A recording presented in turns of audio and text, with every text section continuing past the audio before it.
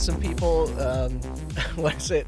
We were talking about the new graphics cards that NVIDIA announced, which is the TI series, right? For the 30 or the 3000. 3070 and 3080 Ti. Yeah, which are comparable to a 390. Better, worse. 3080 Ti is like a smidge worse than a 3090, but not as nearly as big. Okay. And price is weird, but it's a little bit less pricey. Because naturally this led into a discussion regarding the situation around scalping and reselling. And because since fun game. nobody could get their hands on even the old one. Keep talking, because the 3080 Ti came out, and I have yet to do my eBay check for it. Yeah. So let me do that live on the air. People literally staking out Best Buy. Yeah. From the moment it was announced. I should say to date this recording a little bit, the 3080 Ti is out. The 3070 Ti is not out. 3070 Ti comes out next Friday. When did they reveal this?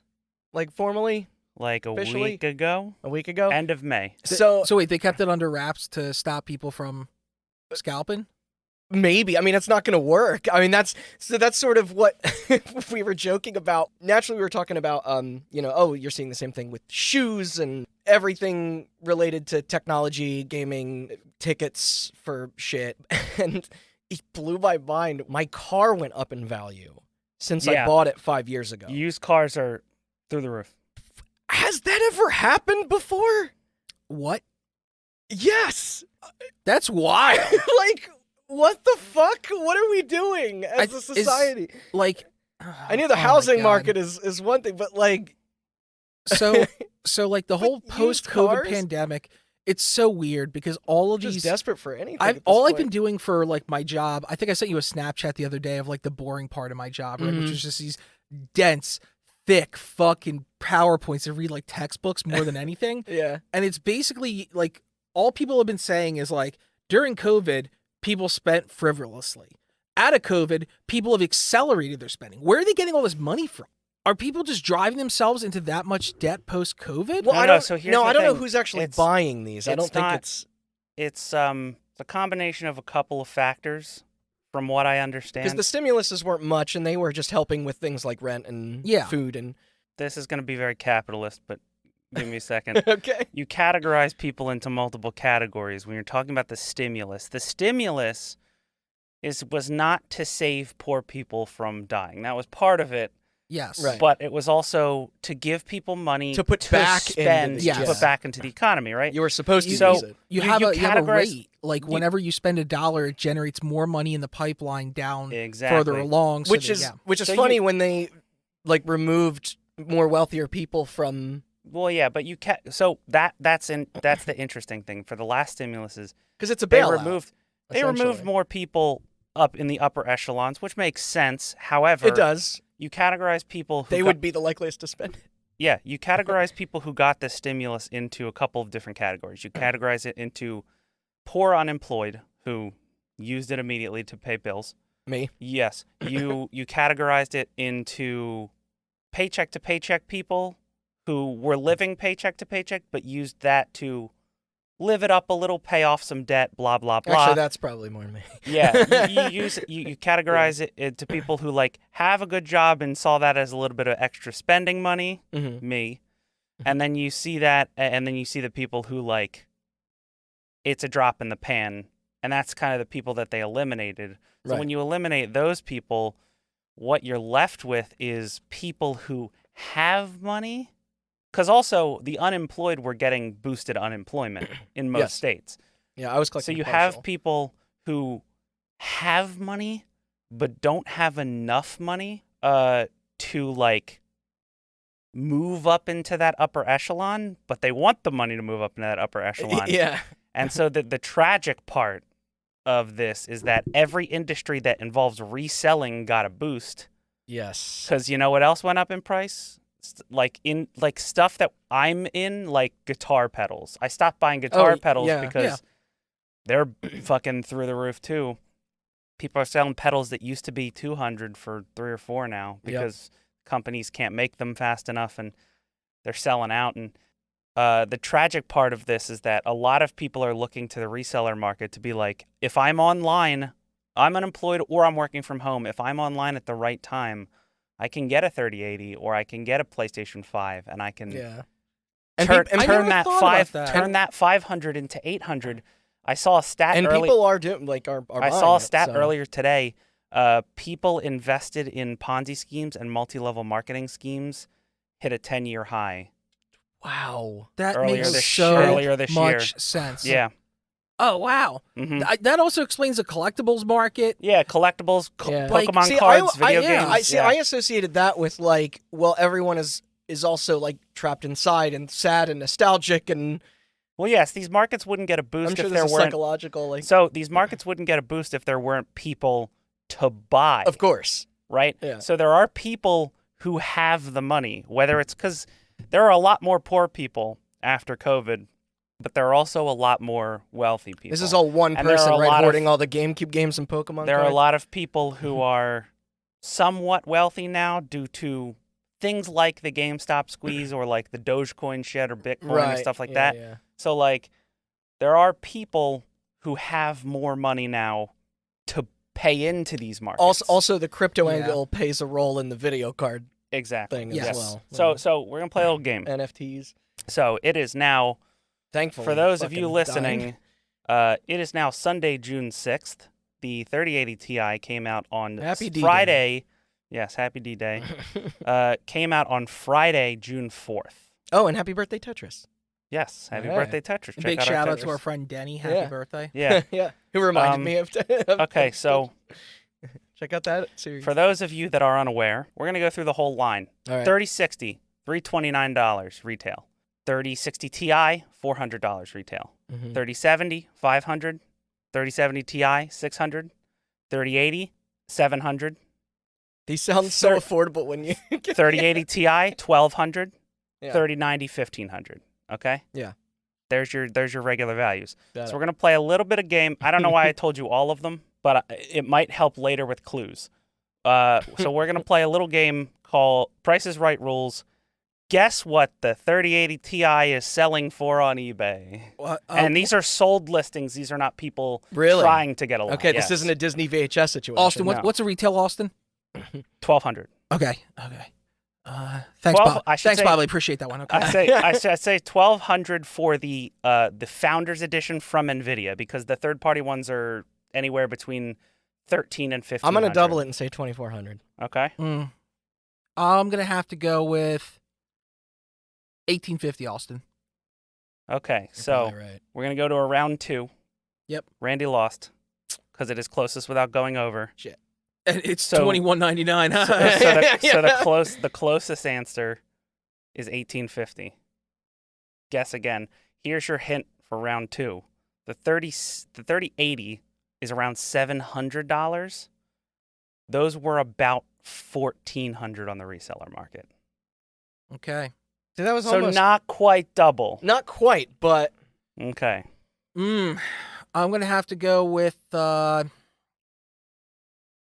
2,500. that's higher than your written. You said You No. were too high No, last time. sorry, 2,050. That's what I meant to say. Oh, 2050. That's what I meant okay. to say. I'm gonna have to go with 2051, Austin. All right. Chris is right again. Give me that. We're going to go for one more round and see if one of you can get it on the dot. Okay. Because I'm averaging a couple of these, but 2080. I see what you did there. Thank you. I see what he did here. I'm gonna He's just have going to to do say. 2081. yeah. Say No. 2080 Ti, it'll be funny. Oh, yeah, I'm gonna have to go 2080 Ti. I'm gonna have to say 2108.69. All right, Chris is closest. Fuck this game. What was We're looking at about 2150. solid? Man. I see a listing here that sold for 2,500. I see a listing that sold for 2,000. And I see a bunch of listings that sold for around 21 to 2,200. All right, so that's wait. my average. Your best guess, do you think this is going to go up or down? Down. Hopefully. It's gotta. Here's a Asus NVIDIA GeForce RTX 3080 Ti ROG Strix I mean, they can't- overclocked, $3,200. Jesus. I I mean, they can't produce enough of the. mhm. Like, Who is The other suit. spending $3,200 on a graphics card? Twitch streamers. Miners. Like Miners. Twitch streamers, I understand. If you're gonna try mine, I mean that's fool's gold anyway. So you're just dumb as shit. Yeah. But like Miners a little bit less so because you're cutting into your profits paying overpaid prices. Like, Yes. True. Yeah. that's what I love about people who mine. They don't ever factor in the cost of electricity or the cost of their overhead or the depreciation of their assets. that they Electricity invested for into. sure. Dude, they're like, dude, I mine like 1/50th thousand Aren't- of a Bitcoin, Aren't there like and you're like, oh, I guess like people who rent properties out now like have a Yes. clause about if you're gonna mine Bitcoin, you got to do it right. And no one is buying server stacks and server racks and just Yeah. hooking up fucking graphics cards to mine. Everyone's like, I'm gonna mine on my own computer to make a little side cache, and then they melt their computer and they're like, what do? I will say I don't know a prediction. God, I hope it goes down. mm-hmm. But the 3080 has gone up by about $300 or $400. So it's now not 14, it's 1700 now. You know what? So these might go up. You know what? I hope, because you know the people who are making these cards, they have to be literally the geniuses of the industry. I'm not talking about like using these cards. The people who design them, architect them, make them. I would Oh, yeah. love if they put a hidden backdoor in there that somehow detected that you were using the processing cycle to mine Bitcoin, and it immediately just self-destructed. Okay, so they didn't do that, but they did cut the hash cycle. Oh, So here's the problem, though. Every coin has a different mining algorithm. yeah. So you have to cut the hash cycle for every coin. So NVIDIA did the math. Bitcoin is no longer profitable to mine. Yeah, everyone's mining like Ethereum or... Ethereum. Altcoins, Yeah. So specifically the hash tables for Ethereum have been cut. Which what people then did was A, cracked the firmware, because you Yep. can flash the card and upload your own firmware. Yeah. And B, mine Litecoin or some shit. So all they're doing is lowering the price of Ethereum and raising the price of other coins. Did you see Cummies trended on Twitter the other day? What? Excuse me? There's a Cum coin. Sorry for the kids out there listening. There's a Cum coin that was started by the adult entertainment industry, and They're called Kumis? they're called Cummies. Cumies would have been way better. Kumis would have been better. Cummies would have been better. They're called Cummies, and Elon Musk tweeted I- something a little bit cryptically sexual and I- boosted the price of that Stop. coin by like 30 Just stop. cents. Let's Nope. not talk about I'm- Elon Musk. I'm good. Let's not talk about Elon What Musk. is up, listeners? Yes. We are back with part 2 of our docu-series on Billy the Mitch, professional gamer, restaurateur, and beacon of lawsuits. This is Hot Button. I am Randall Beatrice. Those voices you hear again are Austin Blakesley Hello. and Chris Nudeboom. Hello. Last time, Chris ran us through the history as well as many obstacles of the Twin Galaxies organization, most known for their contributions to overseeing and cataloging various video game-related competitions and world records, a group that Mitchell was also a close part of.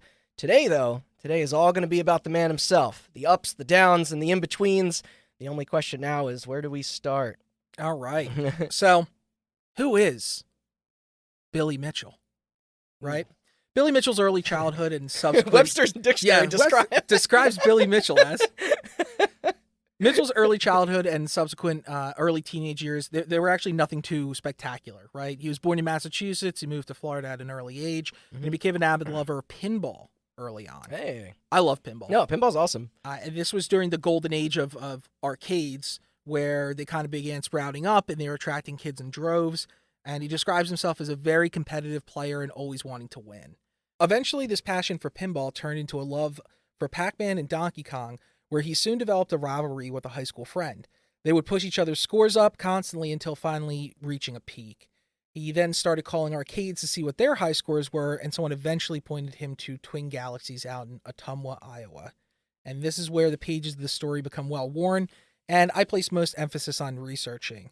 Outside of his video game career, his family owns a restaurant in Florida, Ricky's, where he devoted most of his time outside of the limelight. They were the second restaurant in Florida to ever serve buffalo-style wings at a time where it was more a regional specialty than a mainstream appetizer. No shit. Yeah.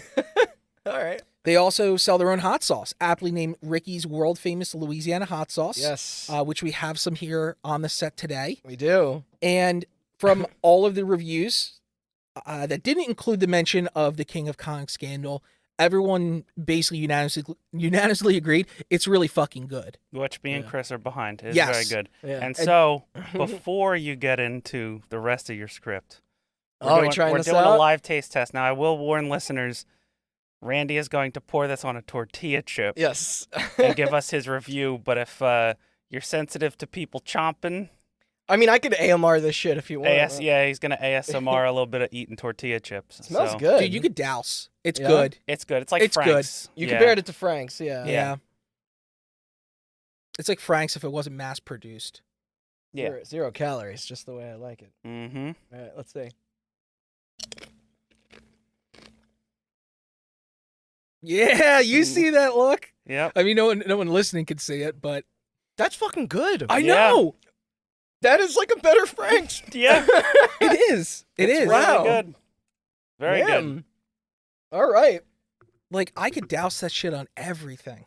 That's like just the right amount of kick and flavor too. Like, Mhm.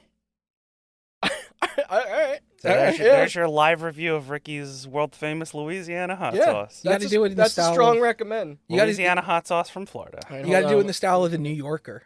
You know, you're like, I feel nodes of champagne, red pepper, aged leather. Yeah, you can taste the barrel it was aged. Yes, yeah. With overnotes of spice and Man. undernotes of Yeah, happiness. it's not like too smoky or anything. That's Yeah. fucking good. Great. It's really fucking good. Yeah. Like it's such a shame I'm that glad you were able to find this. It was tough, Matt bought it, tough to get actually. for a Yeah. little while. Yeah, Matt got it. Mm-hmm. they do limited runs on Amazon, and that's where we picked it up. And there was Okay. like I think when we bought it, there was 3 left. And were there people that like Yeah. bombed the Yeah, that yeah. review on the Amazon Like page? one of the reviews literally was 1 star and was like, can't believe this hot sauce is owned by a cheater, but it's really fucking good. Yeah. And you're like, Okay. really? Why does that have to? What does that have to do like with his hot sauce at all? I'm surprised they can't pull like irrelevant kind of like Regardless of his character, yeah. He makes really good hot sauce. button endorsement. Yeah, no, I- like, The absolutely. hot button seal of approval on Ricky's world famous Louisiana hot sauce. There's a lot of shit that Delicious. comes out of Florida. Bath salts, The Adventures of Florida Man. But like if I ever go to Florida, I'm going to Ricky's. Yeah. And Yeah. I'm getting their wings. I bet it's probably a fine establishment. yeah. Yeah. Florida gave the world 3 things: Miami Vice, Disney World, and Ricky's. And Ricky's. Yeah. But All right. This tastes better than Disney World, I think. All right, So- you gotta stop eating. All right. yeah. Oh, I Right. like Disney World. I don't know why. Just I said that. drink the I love hot Disney sauce. World. Now we're going to move on to a little bit more about the King of Kong, right? Even like prior to the King of Kong, no one really had any fucking idea who Billy Mitchell was. Yeah, I think we mentioned it last week that was the first time Yes. that I at least Oh became yeah, no, aware I of had him. no idea who he Yeah. was. It was only after the 2007 documentary, The King of Kong, that people really started to associate him as a public figure. Yeah. Mitchell has repeatedly referred to the movie as a work of fiction, stating that elements were deceptively edited or outright staged in service of establishing a narrative with a clear hero and villain. Yes. Even my memory of that movie still serves true. Yeah, not a knock against the quality of it, but it is If framed that way. yeah, we said this before. We're gonna do a commentary on it. Yes. And I'm very excited to revisit with this new Yes, information. I have not like- seen it since it came out. Same. The reason I said this last week, but in case you forgot, the reason we're doing this after is so that we all have this context Yes. while watching it. Yeah. But it is like, even before recording these episodes or reading your script, it is very obvious who they want to be the villain. Absolutely. It is very, very obvious. Like And it he's was- not. That's not a ridiculous claim on Billy's part. Yeah. Yeah. Yeah. And it was also kind of easy to write that Oh, yeah. story out of their personas. It's an underdog story. Yeah. This claim You was know, that's what documentaries need as a fucking a villain. an arc. Yeah, like, yeah. like And this claim was backed up by many of the people who were in the film or knew its subjects, including those who ended up questioning Mitchell's scores later on. Many agreed that aspects of The King of Kong were heavily exaggerated and misleading. However, the jury was split on whether the film accurately portrayed the personalities of those involved. Okay. Some of the more egregious examples include when Billy answers the phone by saying "World Record Headquarters," which he claims was staged, or that he walks in on Weeby playing, and then they edited it to only show him staring icily and leaving without a word. Oh, that's kind of... Mhm. Yep. I remember that part, yeah. And the worst part being the 2005 Fun Spot where Weeby and Mitchell were to play in person, but instead he sends a previously recorded tape that they set up and put on a TV, and all the attendees watch how he smashes through the 1,000,000-point milestone. Wow. The tape itself, dubbed the King of Kong tape, was one of the 2 performances Twin Galaxies eventually cited as grounds for its decision to remove all of Billy's records during its 2017 investigation. Wow. Yeah. The tape that they used in the film was the same tape that they used as evidence as to remove his scores later on, which we will definitely get more into. That's interesting, though. Because, yeah, it has to do with, like, I have a theory about how it went down, which I will definitely get into. Yeah, I'm curious. But there were other tapes as well. One was dubbed the Mortgage Brokers tape. It took place in Orlando at a Florida Association of Mortgage Brokers in July of 2007. For this attempt, Billy sought to make the score unimpeachable by sending the Donkey Kong circuit board to Nintendo for verification and then having a local GameStop manager install and lock it in the cabinet before he ever arrived at the venue. Which I find hilarious, because if you've been to a GameStop, those people don't know how arcade machines work. Yeah. No. It's the most knowledgeable GameStop manager. Yeah, no offense to GameStop managers who may be listening, but I can't fucking do it. You're dealing with PCBs and shit. Like, being a GameStop manager does not qualify you to solder circuit It's an boards and outdated shit. art, but I mean, sending it off to Nintendo was also who do you think's on staff? I actually found the guy they sent it to. Yeah. Wait, really? Yeah. He was amazing. He was a Nintendo of America. He must employee. have been an alumni there for a while. Like, he passed away in 2012. Oh. He worked for Nintendo as an engineer for 30 years. Shit. This guy was official. Awesome. Yeah, I tried to find who it was, and while going through some of the court proceedings, I found the guy's name. I looked him up, and I sadly found his obituary. But this guy was just a god. Like, cool. It's just the coolest dude. I know, because it's just, I mean, like, companies of that size, everything is so corporatized. I can't imagine that arriving in the mail and just feel like he obviously did something that was who do like we more. Have here? It's like the guy who like works. Payrolled it. He's doing modern stuff, right? He's like engineering the circuit boards for like the games and the chips. But then on the side, they're like, "Oh, can you verify this Donkey Kong board?" And he's like, "Yeah, hold on." He's like, absolutely. And he just like runs the bus architecture and fucking like he's like, "Yeah, this is official." Sick. Like you're just like, dude. Like, is this what you do on the side? Like, yeah, sometimes. Yeah, that's amazing. And this Mortgage Brokers tape was. Hey, totally, I can do that. Whatever. Another one. There was a third one, and the reason for their investigation, that like ever began, and it was dubbed the Boomers tape, and took place in 2010 at Boomers in Dania, Florida. Okay, thank you. I was like, why is this called the Boomers tape? Yeah. It took place at an arcade that was previously Billy's childhood arcade. It was called Grand Prix Race-O-Rama. In honor of... I mean, I guess they are boomers, but... Yeah. Let's not go there. Right? In honor of the opening of the International Video Game Hall of Fame, Billy set 2 records that day in both Donkey Kong and Donkey Kong Jr. Or it would have been Gen Xers. I don't know. Wait, Donkey Kong Jr. or Donkey Kong Jr. Math? Oh. There's no arcade version of Donkey Kong Jr. Math. No, I wish there was. Yeah, I think you're right. So, Donkey Kong Jr., the one where Mario's the bad guy. Yeah. Yeah, the one. Right? Or no, yeah, that is right. What's the one where I was just making a joke about how Mario's the bad guy in all of them? Is that what did Bowser ever do to him? Yeah. Because there's the guy with the little spray can, and I don't remember if that's Steve. Is his name Steve? That is Donkey Kong Jr., isn't it? Where's the one you actually play as Donkey Kong Jr., freeing Donkey Kong from Mario? Is that? Yeah. Yeah. Well, also, none of this matters, by the way. If it's up to date, original Donkey Kong from Donkey Kong is actually Cranky Kong. Well, that's true. In the lineage, yes. Yeah. That is correct. So was Donkey Kong Jr. back then Donkey Kong now? No, then he's just Donkey Kong now. That means you play as... Donkey Kong. Fuck. Unless you play as Candy Kong. Donkey Kong 3, you played as Stanley the Exterminator. Stanley the Exterminator. Okay. Yeah. That's it. Wait, you're exterminating monkeys? Mhm. Yeah. You're not an exterminator. You're a murderer. Oh, sorry. This is all like irrelevant. This Yeah, is it's so completely irrelevant. derailed. Like, you're But okay. So this Boomers just trying tape, to paint an image for everyone. this Boomers tape was the start of everything that eventually unfolded. Uh-huh.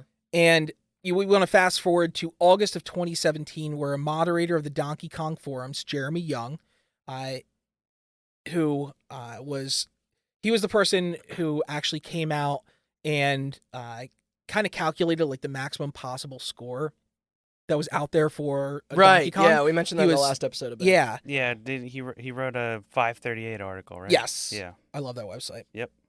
And he wanted to draw the community's attention to a strange YouTube video ostensibly recorded the same day of the Boomers tape and was uploaded to a YouTube channel belonging to a Robert Childs, a longtime friend of Billy Mitchell's. It showed Childs swapping out the boards containing each game between the attempts so Billy could play both games on a single cabinet. Oh, word. Okay, so it's just like hit the. Yep, it the was like, switch hey, and- he just broke the record. Like, we're swapping Convenient. out the boards. Yeah. However, it was quickly noted that the video only showed a single board of Donkey Kong Jr. being taken out and then reinstalled, with the camera quickly panning away in between to clearly disguise the fact that it was the same board. Mm-hmm. And using some technical analysis of the boards, the position of the switches, and the fact that it was an identical fucking board, it quickly raised fear in the community. In a tactic that Jeremy must have learned from Microsoft, instilling fear, uncertainty, and doubt into anything is a powerful tool to get the ball rolling. And it is. So Billy and Bob eventually admitted that the video was staged, but claimed it was created purely to help Childs boost his channel, and that it was recorded at the end of the day, long after the records had already been broken. So they kind of did this like, oh, we're doing Just it like a publicity. yeah, stunt, like a kinda? publicity stunt, but people take that like very, very seriously, right? Yeah. And this continued into February of 2018, where Jeremy Young relayed new findings on Billy's scores that alleged that all three tapes were played on non-authentic hardware using MAME, or multi-arcade Yes. machine emulator. And man, word of this just spread like wildfire. Yes. So what is MAME? Would anybody like to take a shot? I mean, it's an arcade emulator essentially. So, right? yeah, so some of you out there listening might be familiar with MAME. I mean, you guys literally spent the last like year building a cabinet. So Yeah. I think you're probably more prepared than me to. Most listeners are probably familiar with what an emulator is. Mm-hmm. So the non-technical, shorter explanation of what an emulator is basically you are, through programming, creating an executable that can simulate the internal hardware, the memory bus, all that shit, Mm-hmm. CPU, GPU, sound chips of a console, and that console, basically, you digitize the internal chip into a ROM of a game, and then that ROM is digitally inserted into the slot, and then the code, a bunch of magic happens behind the scenes that simulates the hardware of a console and gets that game to run as close to original as possible. It's not But one-to-one. It's never one-to-one. Yeah. MAME is a different beast entirely, because MAME, as Chris said, it stands for Multiple Arcade Machine Emulator. So every arcade machine out there, for the most part, some companies will do a lot of different games on one board, like Capcom, like Street Fighter and Marvel vs. Yeah. Capcom running off of the same board. But it is essentially a framework which allows you to load in another emulator that simulates the board, and you also have to load in a BIOS for that board, and you also have to load in separate BIOSes for sound, and it is crazy. But essentially, it is a framework which allows you to emulate any arcade machine on the market. And it's the best and most accessible option than Yes. figuring out the logistics of how to. And Fucking, way like- cheaper than buying original hardware, especially for shit like Donkey Kong, which isn't made anymore. Yeah. For sure. Would an apt example be like, say I drive a Toyota Camry, right? But I want to drive a Ferrari. It would be like tricking my car. Like, you think about it, like when you hit the acceleration, right, you get a certain amount of RPMs, your brake feels some way, your turning feels another way, even your AC feels a certain way in a certain car. It would be like tricking my car into giving me like the acceleration, the braking, and the turning of a Ferrari, but underneath the hood, it would still be a Toyota Camry. Yeah, it's engine. like, imagine you had a I blank. like that metaphor, actually. Yeah, yeah. imagine you had a blank car frame that just didn't look like any car. Yeah. But it was very easy to swap the engine and internals of the car in and out. So it could be like, you could try to drive a Camry, and then you could swap the engine out real quickly for a Honda Civic, swap that engine out real quickly for a Ferrari, swap that out for a BMW. That's what MAME is. Okay. That's a good metaphor for it. And this is important because Twin Galaxies rules require you to play on all genuine hardware, including original boards, because there were other records of people hitting the Pac-Man kill screen, but had done so on MAME and was subsequently turned away from for it. And these rules were written before even, like, you know, I mean, this was, Twin Galaxies was founded, talked about it last episode. In the 80s. Yeah, it's early 80s. 81. And I mean, even back then, like, they were pretty forward thinking before home computers were ubiquitously a part of the process. But like, I think we discussed last time that there was they were very reliant on like tapes and stuff like that. But I'm sure like the process of making, like, of just guaranteeing this is all 100% what you see, you know. Yep. They like. So. Yeah, it's important to denote here, MAME as well has a feature called save states. Yes. Right? I didn't want to jump the gun on it, but Yeah. that's pretty much probably the main reason why they don't. Yes. Yeah, because if you're just recording your footage from MAME, Exclude it. you have save states that you can immediately quick load into. Theoretically giving you a perfect run. Yes. Yeah. Giving you a perfect run. You'd be able to anticipate everything, a perfect RNG. And from an input perspective... Because it's luck and fixing mistakes. Yes. Like, yeah. There's a difference between if you splice a run, right? Then you'd be able to tell through audio analysis or video analysis that something's not right because it wouldn't line up perfectly because you would have, like... The way the place through screen's here, build yeah, and... like the camera angle or like whatever it may be, you could tell. But when you have save state, you're essentially just constantly reloading until you create the perfect run. Yeah. Yeah. And I mean, that could be a tough thing, too, to suss out with, like, in terms of your audio and visual, like, bugs. Because if everything is edited together, like... They can kind of tell now when it comes to save state. And I'm sure they can. It's like, it's such an in-depth level of analysis that's required. It's a lot of extra work. Yes, it's a ton of extra work. It should also... an additional thing about MAME is that you are digitizing a bunch of computer values, which, as we all know, are a bunch of bits and bytes, ones and zeros.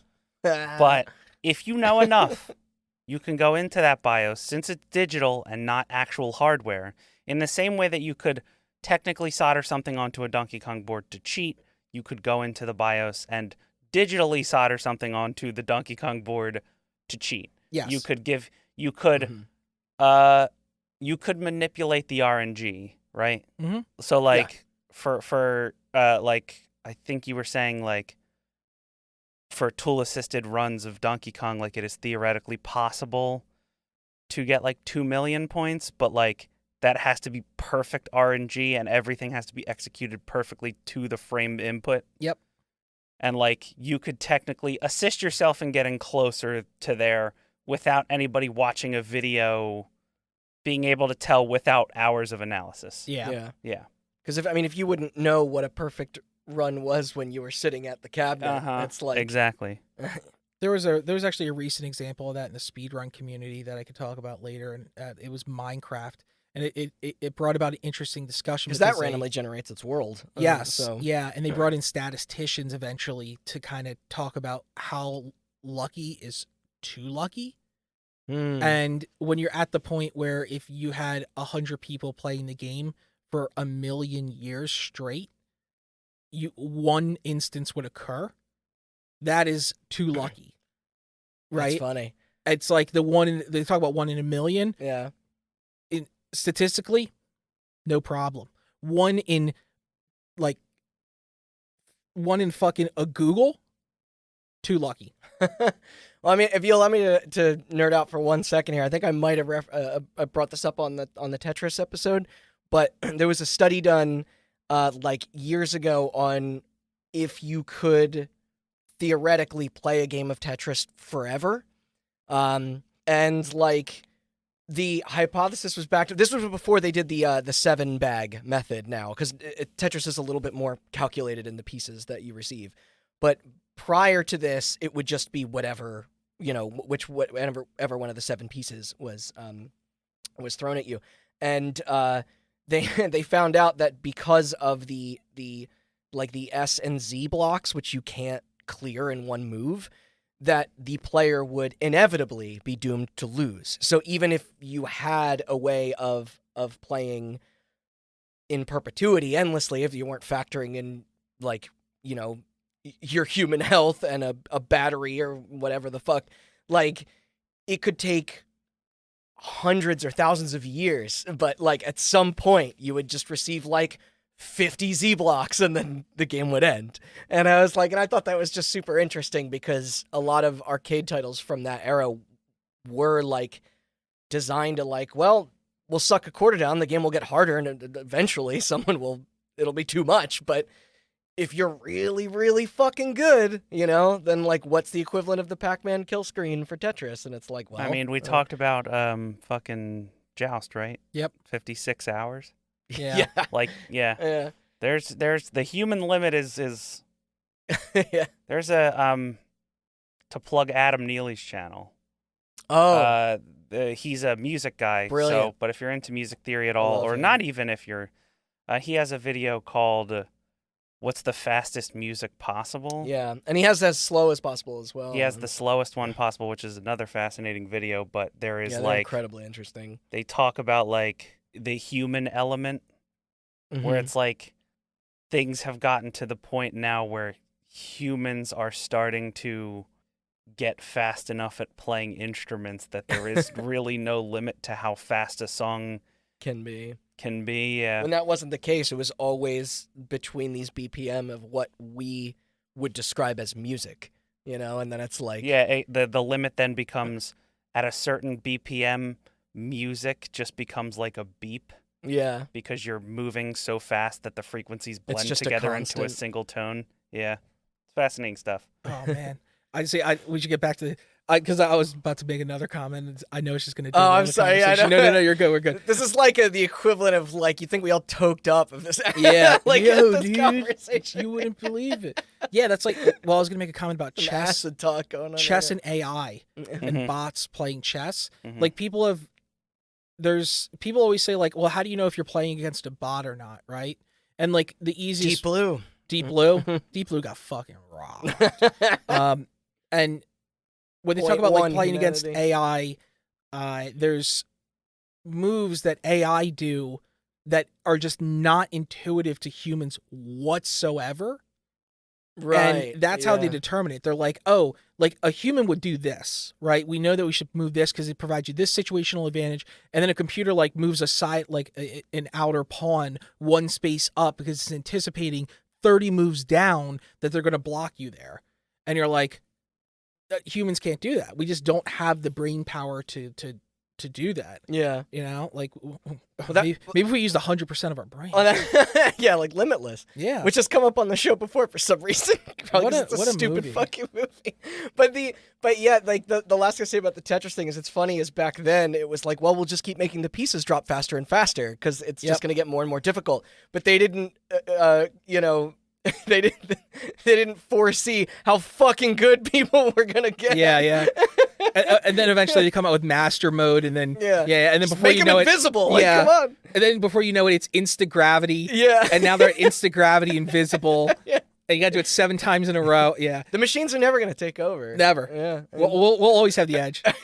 Skynet is a farce. To get back one quick tangent before we get back into the actual episode, but this is more relevant. I found Twin Galaxies does accept MAME. Yes. But as a separate category. Yes. Like you can have a record for the MAME version and then for Okay. the official version. and I found their submission guidelines. That was smart of them to do that because that allows more people to participate. There is one MAME pack that they accept. I want to say it's like Wolf MAME. Wolf MAME. Yep. What makes that more official than... Wolf MAME is dedicated to precision. So a lot of, like, depending... There are different flavors of MAME that are out there, right? Yeah. And Wolf MAME is dedicated to they spent a lot of time on each game to make sure the emulation is as close to original as possible, where other people kind of skirt Take around. liberties? Yes, to make for like performance and stuff like that. All right. There's a whole bunch of mumbo jumbo that not even I understand, but I know it has to do with like refresh rates a lot of the times, like how like your input lag. Yeah, and they have to account for like all the different types of hardware and control inputs and that's what they that do, people have. Yeah. All right, real quick. I'm going to go down this as quickly as possible. All submissions must include video footage as well as an INP file, which is input file, can be played back directly in MAME. Auto-fire is not allowed. All MAME submissions are one-shot attempts. If you make a recording, your first attempt is what counts. If present, NVRAM should be deleted before recording, as NVRAM use is disallowed. No submission of any INP files that are not your own. Please make sure you read this correct settings and a correct ROM set for each game. Using incorrect ROM set will result in rejected score. Playback speed must be 100 to 95%. Keyboard mapping is at the discretion of the player, but is on a game-by-game basis. Please make sure that frame skip is set to 0 and draw all frames option is checked. Frame skipping is a rejectable offense. You must go to the service menu for settings. All settings must be changed according to the rules specified in the specific score track you are submitting to. There's more rules for this than just like for games that have a BIOS file, such as Neo Geo games, please leave the BIOS settings at default. Show the dip switch settings in Wolf MAME for every video submission. Yeah, I've seen like the camera, like they'll literally have a camera pointed at the switches. Just that makes sense. Yeah. Mm-hmm. That's interesting that they make you reset your NVRAM. Yeah. That's so like some games when you start them up, the RNG, the seeded RNG will be the same if you reset it every single time, which is how games like Wind Waker runs that way.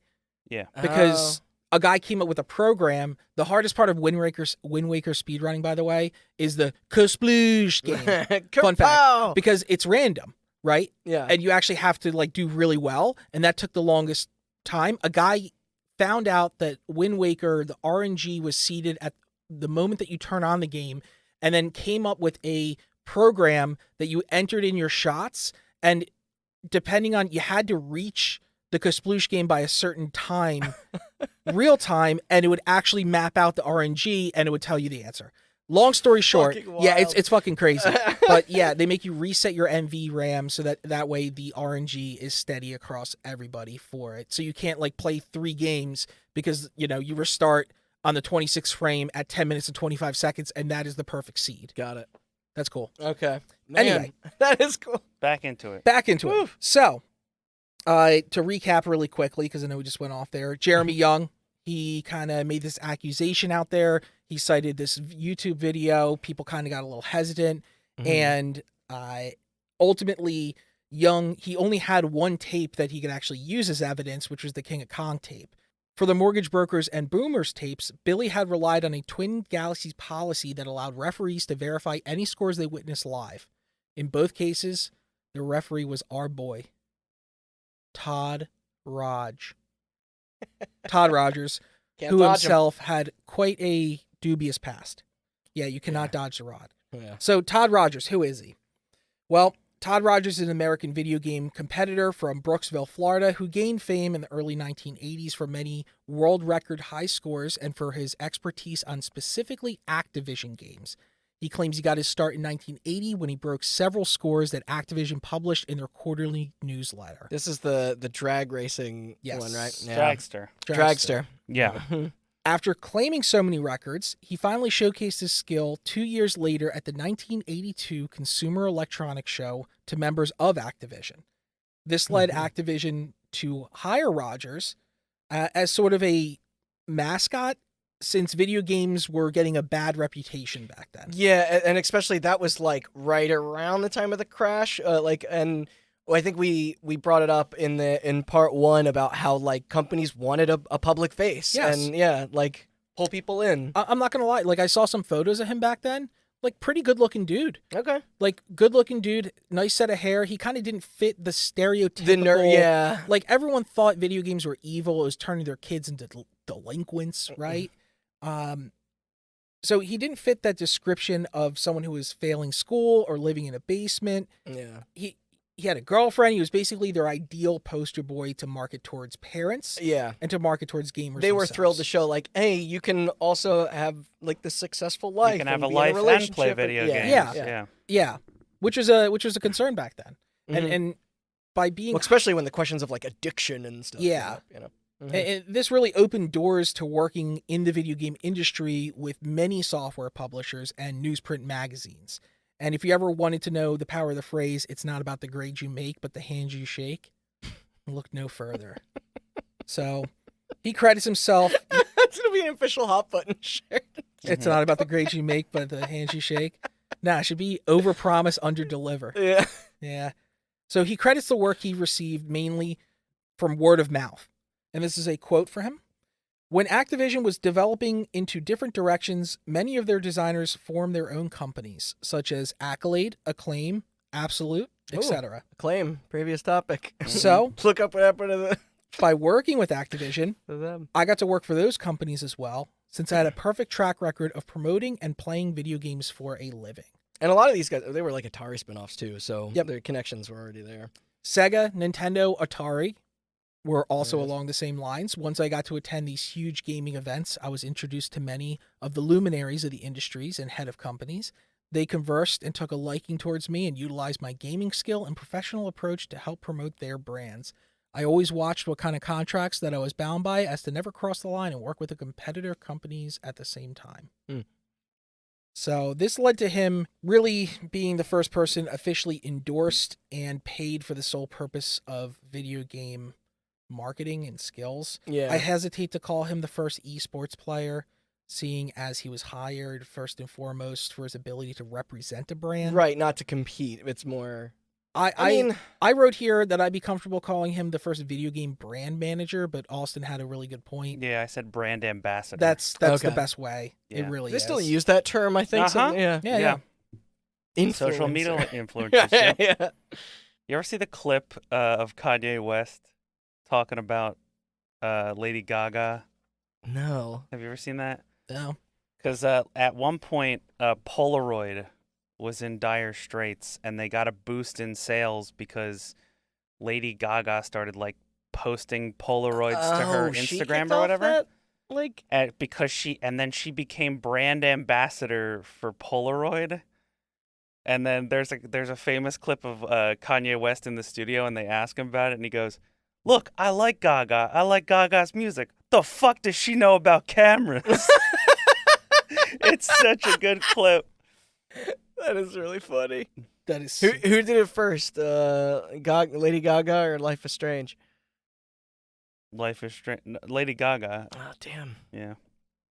So, during his career, Todd amassed an astounding 1,700 plus records in different video games. They range from Frogger to Tapper 1,700? to Harley Davidson pinball machines.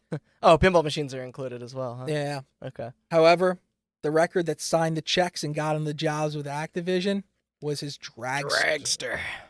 Released in 1980, Todd posted an impressive 5.1 seconds on a single drag, a record that lasted 34 years and 215 days. Did anybody ever play Dragster? Yeah, it kind of sucks. Yeah, I it's don't not remember great. thinking it was... Back then, video games themselves were so one-dimensional, Mm-hmm. right? Like nowadays, everyone expects sandbox with RPG skills leveling up. Back then, it was like, you're playing Dragster. What are you doing? You're dragging. Well, you're doing the drag. No, race. yeah, but Like, still, this is post Space Invaders. That's a game. Yeah. I like. You mentioned Frogger and Tapper. Yeah. Like Frogger and Tapper are great. those are more. Involved. Yeah, there's more depth to them. yeah. Because Dragster was literally like, how do you drag? You just tap buttons, right? Yeah.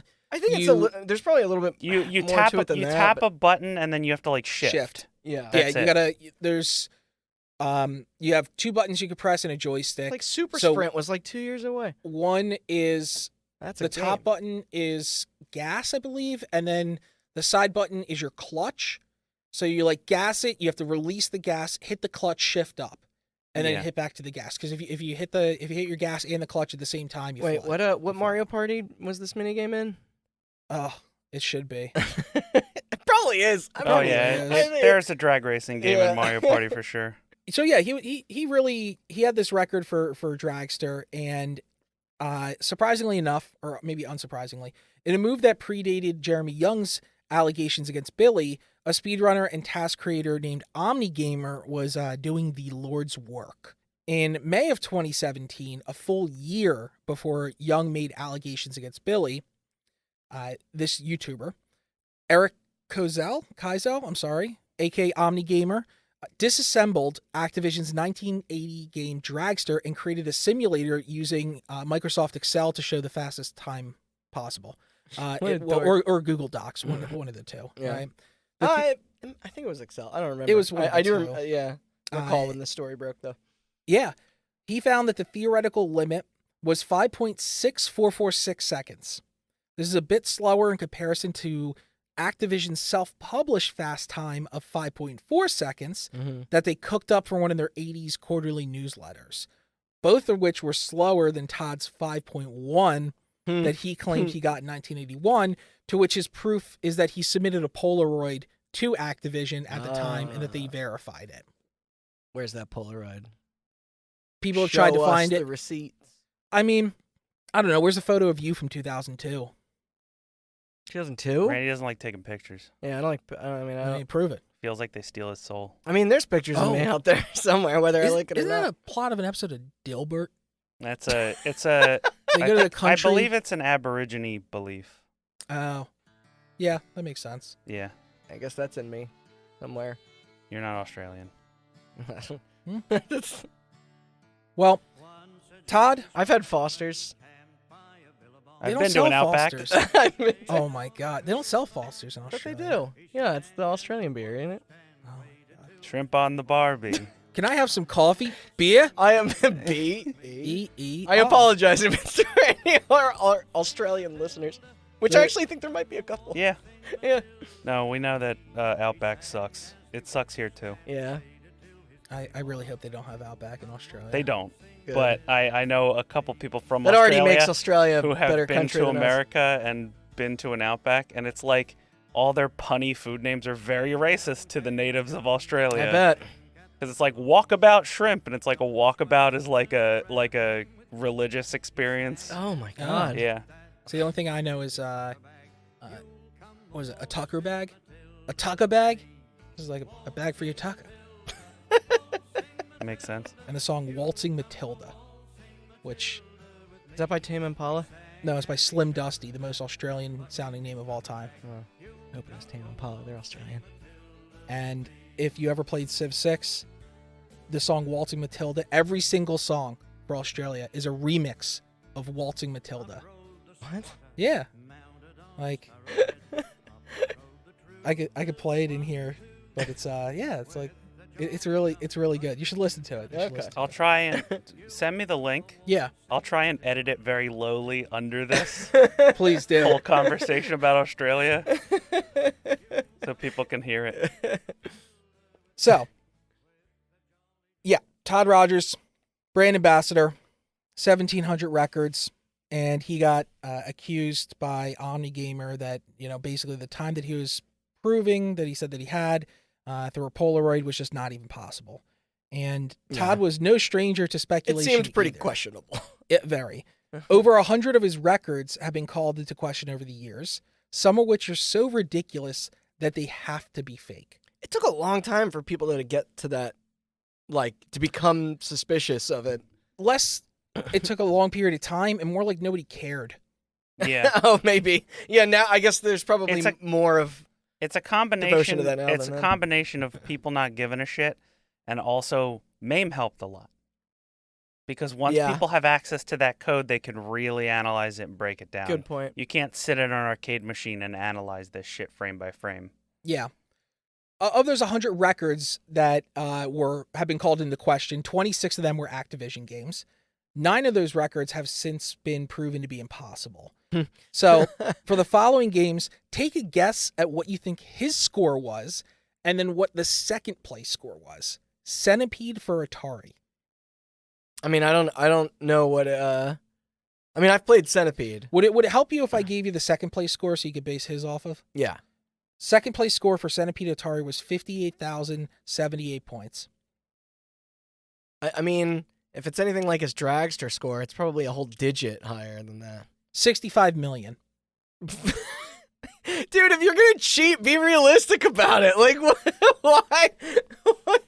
Beam Rider for Atari. Second place score, 3,948. Wait, which game did you say it was? Beam Rider. Fuck is Beam? Just say a few mil? 999,999. What? Come on. This is the equivalent of that Simpsons joke with, like, when Bart shows Homer his report card, and Homer goes, a D gets turned into a B so easily. You just got greedy. And it was like the A. And I'm like, that's just like... So true. Happy Trails for the Intellivision. Second place score, 72,634. Happy Trails. You know what? Just fucking all nines again, right? Just run your finger along that. 9,999,999. What an asshole. Galaga. 616,990. I mean, I've already played Galaga, and that's impossible. 20 1, million. 2, 3, 4, 5. Come on. 232,760. The Galaga record of 616,000 took 28 minutes of playing Galaga. 28 minutes. If you got a score of 20 million, it's estimated that you would have to play 15 plus hours. Which I'm going to guess he didn't do. No. Allegedly, he didn't do it. Billy's got the tapes, dude. But, so how did this happen? Well, in 1986, after that's a good Guinness question. associates itself with the U.S. national video game team, Todd Rogers was actually part of that team. Oh, of course. Yeah. All right. So from there, you start to see the same group of people all connected to Walter Day slowly becoming Guinness World Record holders. That's a shame, though, because it removes credibility from people who are, Yes. like, legitimately a part of the scene. Yeah, it removes credibility from Billy Mitchell, who's actually, like, good at Donkey Kong. Yeah. Right? No, you're right. Yeah. So now you have this guy who is making a career on smashing video games, joining forces with the leading scorekeeper of video game high scores. While everyone else is sending videotapes competing for scores, he was either getting his friends to validate some of his scores. Big air quotes on that. Yeah. Validate. And in some of the worst cases, he was just entering his own into the system. And since they allowed private referee verification, he would just, enter the score, write one of his friends as the referee, let him know he got the score and that they could trust him. The old, Really? yeah, I just broke the record, bro. I just got 50 million. Oh, good for you, man. I already entered the system. Wait, what's the second place? About 3,000? Yeah, like, I've heard more convincing fucking lies on the playground when you're little. Like, it's... Jeez. Like, if you think about it, you really need to be semi-decent at a game, and it's believable, right? Like, most of the records happen at home, away from crowds, and after many attempts anyway. But there's like a running theme. Like, eventually, though, after a while, some eyebrow raising Like, would, my point here is that, like, it's really not that unbelievable or far-fetched to think that someone who at the time was known as being really fucking good at video games No, that's to true. come out It's more of the with some of the most consistency ridiculous to it. scores and people would believe him, right? Like, he was Yeah. touting himself as the top 1% of video game players, so people don't really have a reason to think he's lying. And at the same time, I don't think people really cared. Like, I wrote an Yeah. example down. I mean, if it took this long for everyone to challenge him on it. Like, if think about it, right? So, like, here's a good example.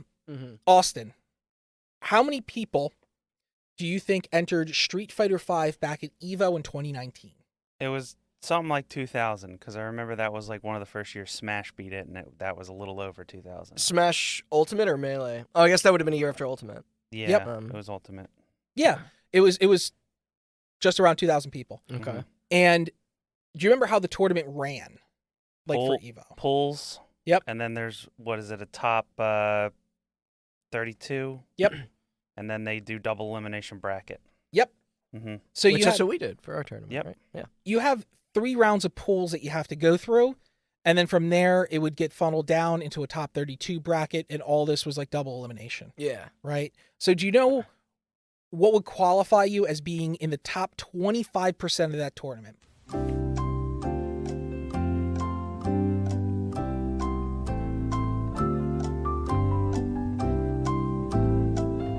No? I want to see how long we can. Yeah, how long the pause can go? Yeah. That's Make the part. people think that That's the they're- part that you put like waltzing Matilda. Yeah. You would Oh, have no, I got to put Jeopardy music in there. you would have to make it out of the first round of pools, Okay. and you were in the top 25%. So already we're down to 500 people Yep. Out of the 2,000. out of the 2,000. Do you know what would qualify you as the top 5%? No. This has to be Make a Million, like Who Wants to Be a Millionaire, like the The hot Dun- No, seat. no. yeah the 64,000 plus. Making it into the losers bracket in round 3 of pools is the top 5%. So, yeah, we're at now, hold on, 100 people, and we're not even out of pools because it's 32. Wow. This Yeah. will go on for. Yep. Now, Yeah. can you take a guess at what makes you the top 1%? I mean, in case you haven't figured it out by now, I'm bad at math. That's why we're asking you. Why? Ask You Austin. keep drinking those claws. It's only one. I'm going to drink this hot sauce, and Oh, so that'll good. stimulate my brain. To be the top 1% at Evo, you have to play in the grand finals. Mm-hmm. Okay. No, that makes sense. So if you think about it, right? Oh, If- technically, I think mathematically, it would be like top 4 would be 1%. Yes. Yeah. Something like that. If you think about it, it's much more believable for you to say to yourself, I can make it out of the first round of pools, no problem, than it is for you to look at and say, I could win this. Mm-hmm. Yeah. I mean, Right? that's way more, like, it's Realistic, and right? easier to digest than looking at 2,000. So why? Names and- So when you look at those people who you think are going to make it to grand finals, right? Who are gonna win it, right? You look at them and you say the skill cap between us is so immense that there's no way I'm going to beat these guys up in bracket. But these people in pools that I don't know, I could crush these guys. Oh, the first can I round. use a Street Fighter metaphor? Yeah. Okay, it's like this. Imagine if Justin Wong or Daigo Imahara got convicted of cheating and like an online tournament. Like if Daigo somehow rigged his system in order to widen the input windows, Oh, would you be able to tell? no. Yeah. So like what Chris is trying to say is like Justin Wong would go up to the referee and be like, He and I'm- shaved down I'm the using these springs. yeah, I'm using these two because they're the Evo Mm. Moment 37 people, which is in one of our microtransactions. Yes. Check that out. But like Justin would be like, he's cheating. There's no way he could pull that combo off. But you just have to trust Justin Wong Got it. in saying that. We all would, because no matter your level of Street Fighter play, none of us are Daigo. You know. Yeah. That's kind of what Chris is saying. Got it. Yeah. So there's a bit of like politics at play here in terms of who you trust and respect to. No one had any reason to believe that he didn't get No, that. of course, yeah. It wasn't until people went back, because these games are so rudimentary, Yeah. that like they could look through the code and say these weren't possible. Yeah. I would also say that the internet helps a lot, Yeah. because like when you're not Well, yeah, think about how big that community was then. right, but when you're It's- not on the internet Compared and to there's now. just one scoreboard in Autumna, Iowa or whatever, It's just gospel. it's just gospel. And whereas like, you know, I could go on YouTube and look up Dragster high scores and probably find thousands of videos and watch what really study and analyze what high level Dragster game. Dragster's a bad example because it's a weird game, but like I could look at Pac-Man It's play. relevant, I isn't could look at Pac-Man play for hours and hours and analyze what top level Pac-Man play looks like Yeah. and be like, and I could watch 2,500 videos of people playing Pac-Man and be like, they all got around like 1 million points and some of them got close to the kill screen. There's no way somebody could get 2 million. You know what I Right, mean? yeah. Like you can just like, a regular person now can do the legwork to analyze and be like, that 65 million is not fucking possible. But if you're the dude that got 28,000 or whatever in Centipede and you see the top score is 6 million, you just kind of go, you don't know you're second best in the world. You just kind of go, I guess I'm not that good. damn, dude, I guess I'm not that good. You know? Yeah. Yeah. So that was a great analogy. That's so good. Yeah. But back to the main topic.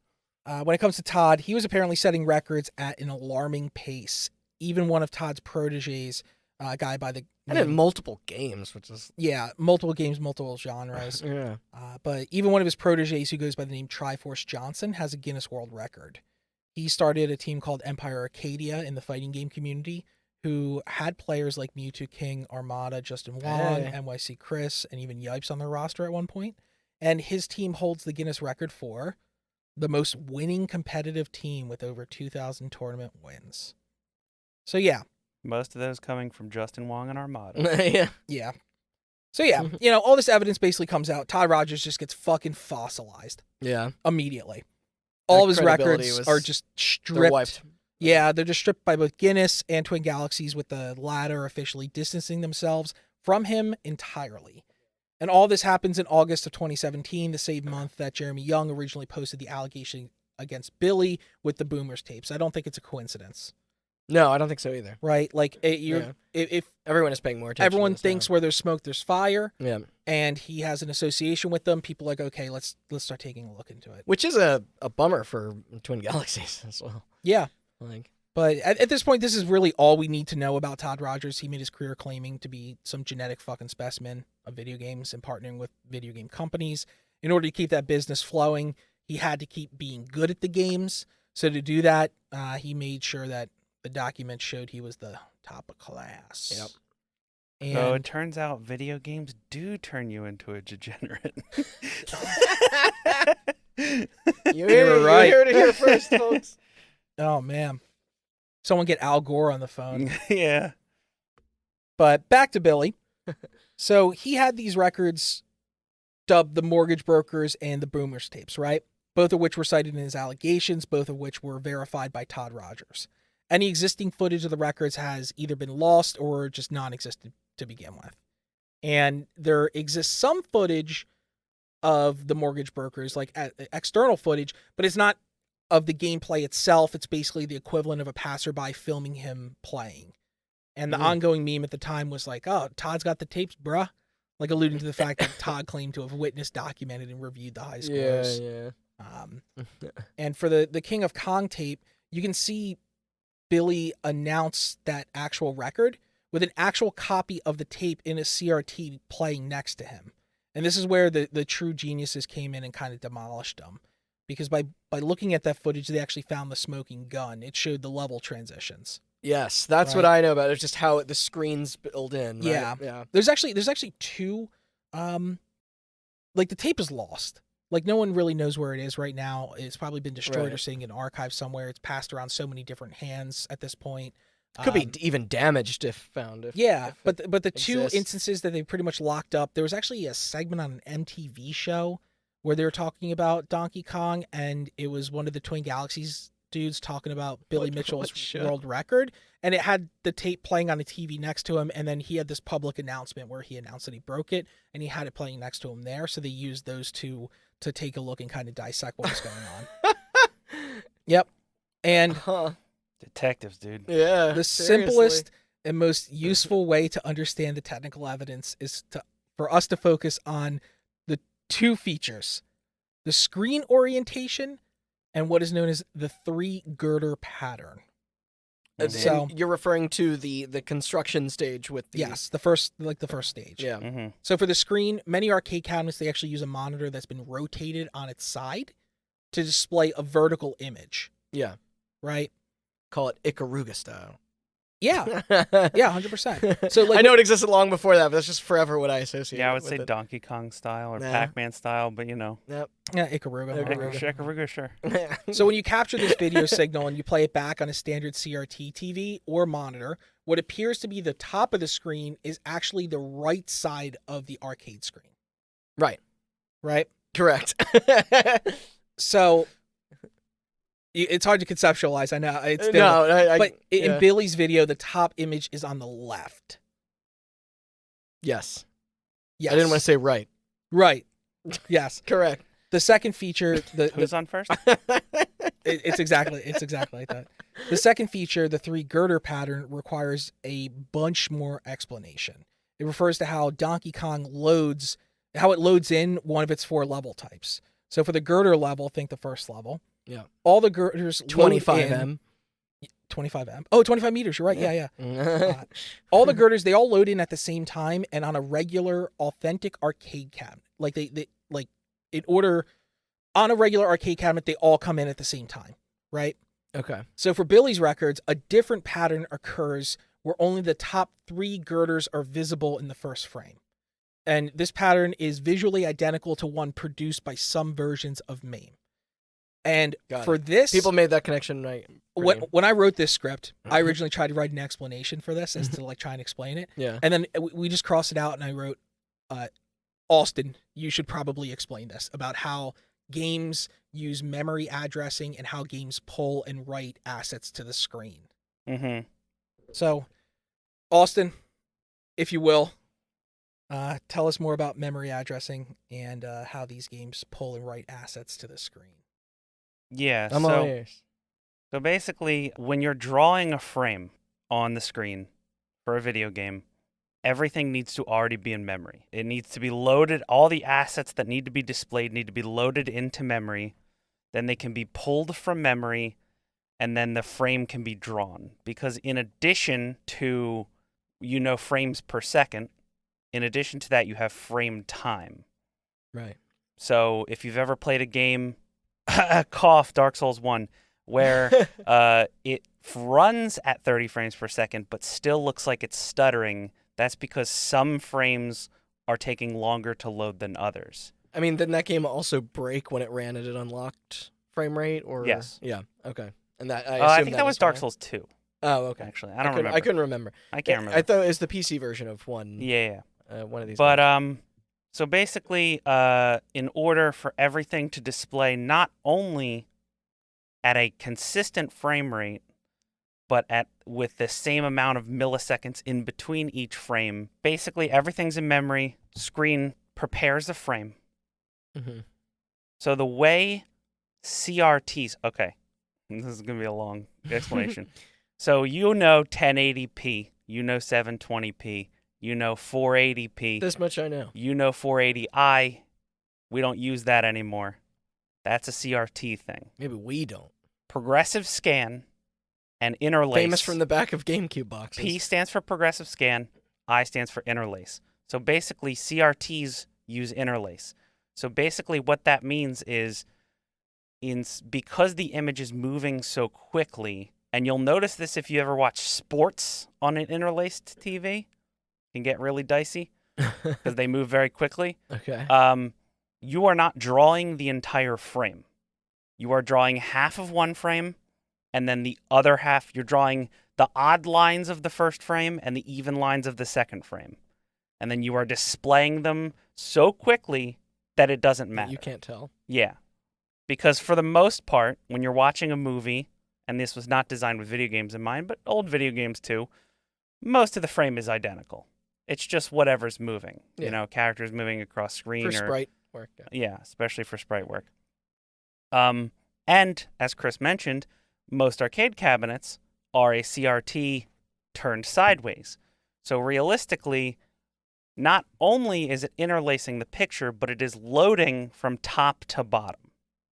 As opposed to modern TVs where the whole fucking frame just gets displayed. That's what progressive scan is. Got it. Frame A is prepared, frame B is prepared behind it, show frame A, prepare frame C, show frame B, et cetera, et cetera. And as we were saying, if the playfield is it's vertically oriented on a screen turned. So a CRT is building- drawing the picture. If you've ever seen those, if you've ever watched a video recording of a CRT TV, you'll notice those lines going up and down that we Yeah. can't see. Yep. That's because of the way a camera records footage. It is capturing the frames moving up and down. If you pause it frame by frame, you'll see the frames loading in an interlaced pattern from top to bottom. because it's being recorded over Billy's shoulder. So you're seeing the frames from the camera not syncing up with the frames in the game, so they're being drawn, right? Yep. Mm-hmm.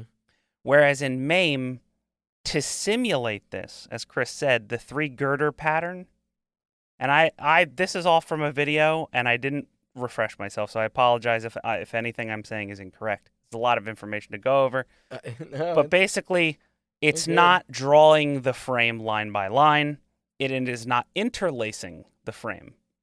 It is just popping the frame on the screen, right? Because it's MAME. Yeah. It's doing it on an LCD monitor. Right.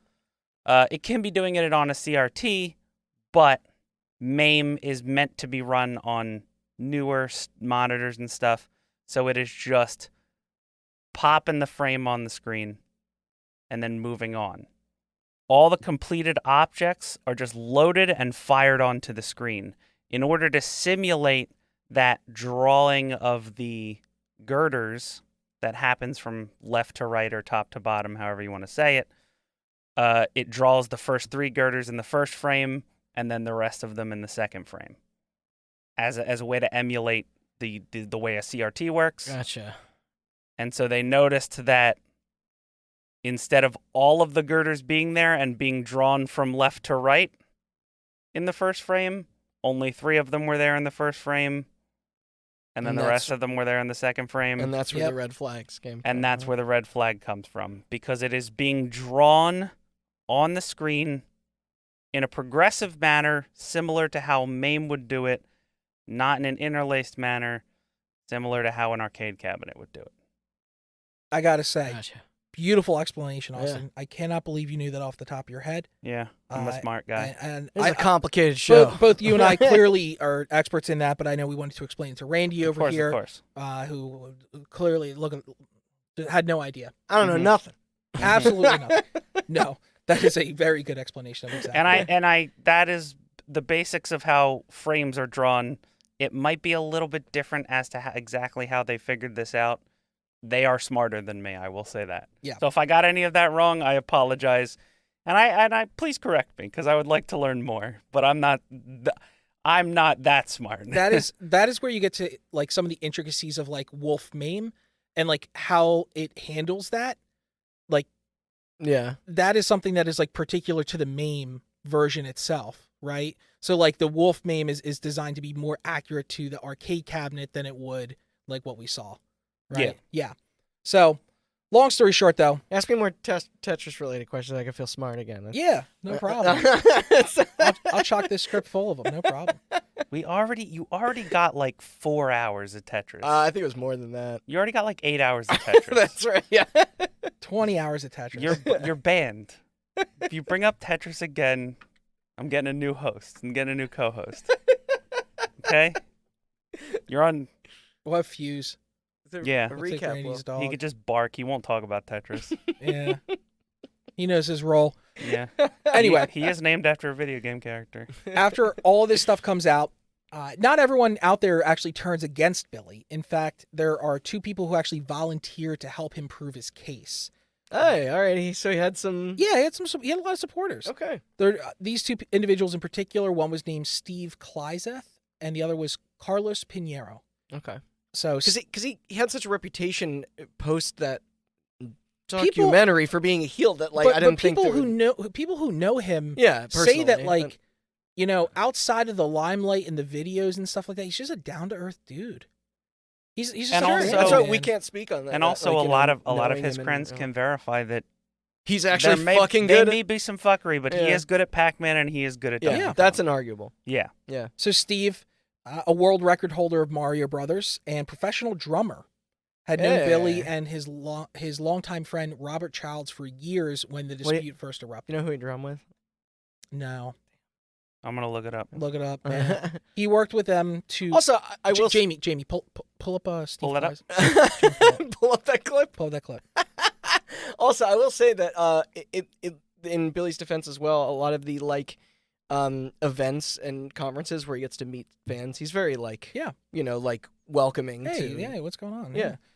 So he He's worked willing with, to sign stuff and take pictures and all that. he actually worked with both Billy and Robert to organize a regular event called the Retro Arcade Night, where they would charge a single flat rate admission to Robert Child's arcade for a free play night. So you wouldn't have to put in quarters. Pay $20. Hey, right on. Play for 4 hours straight, whatever. Good shit.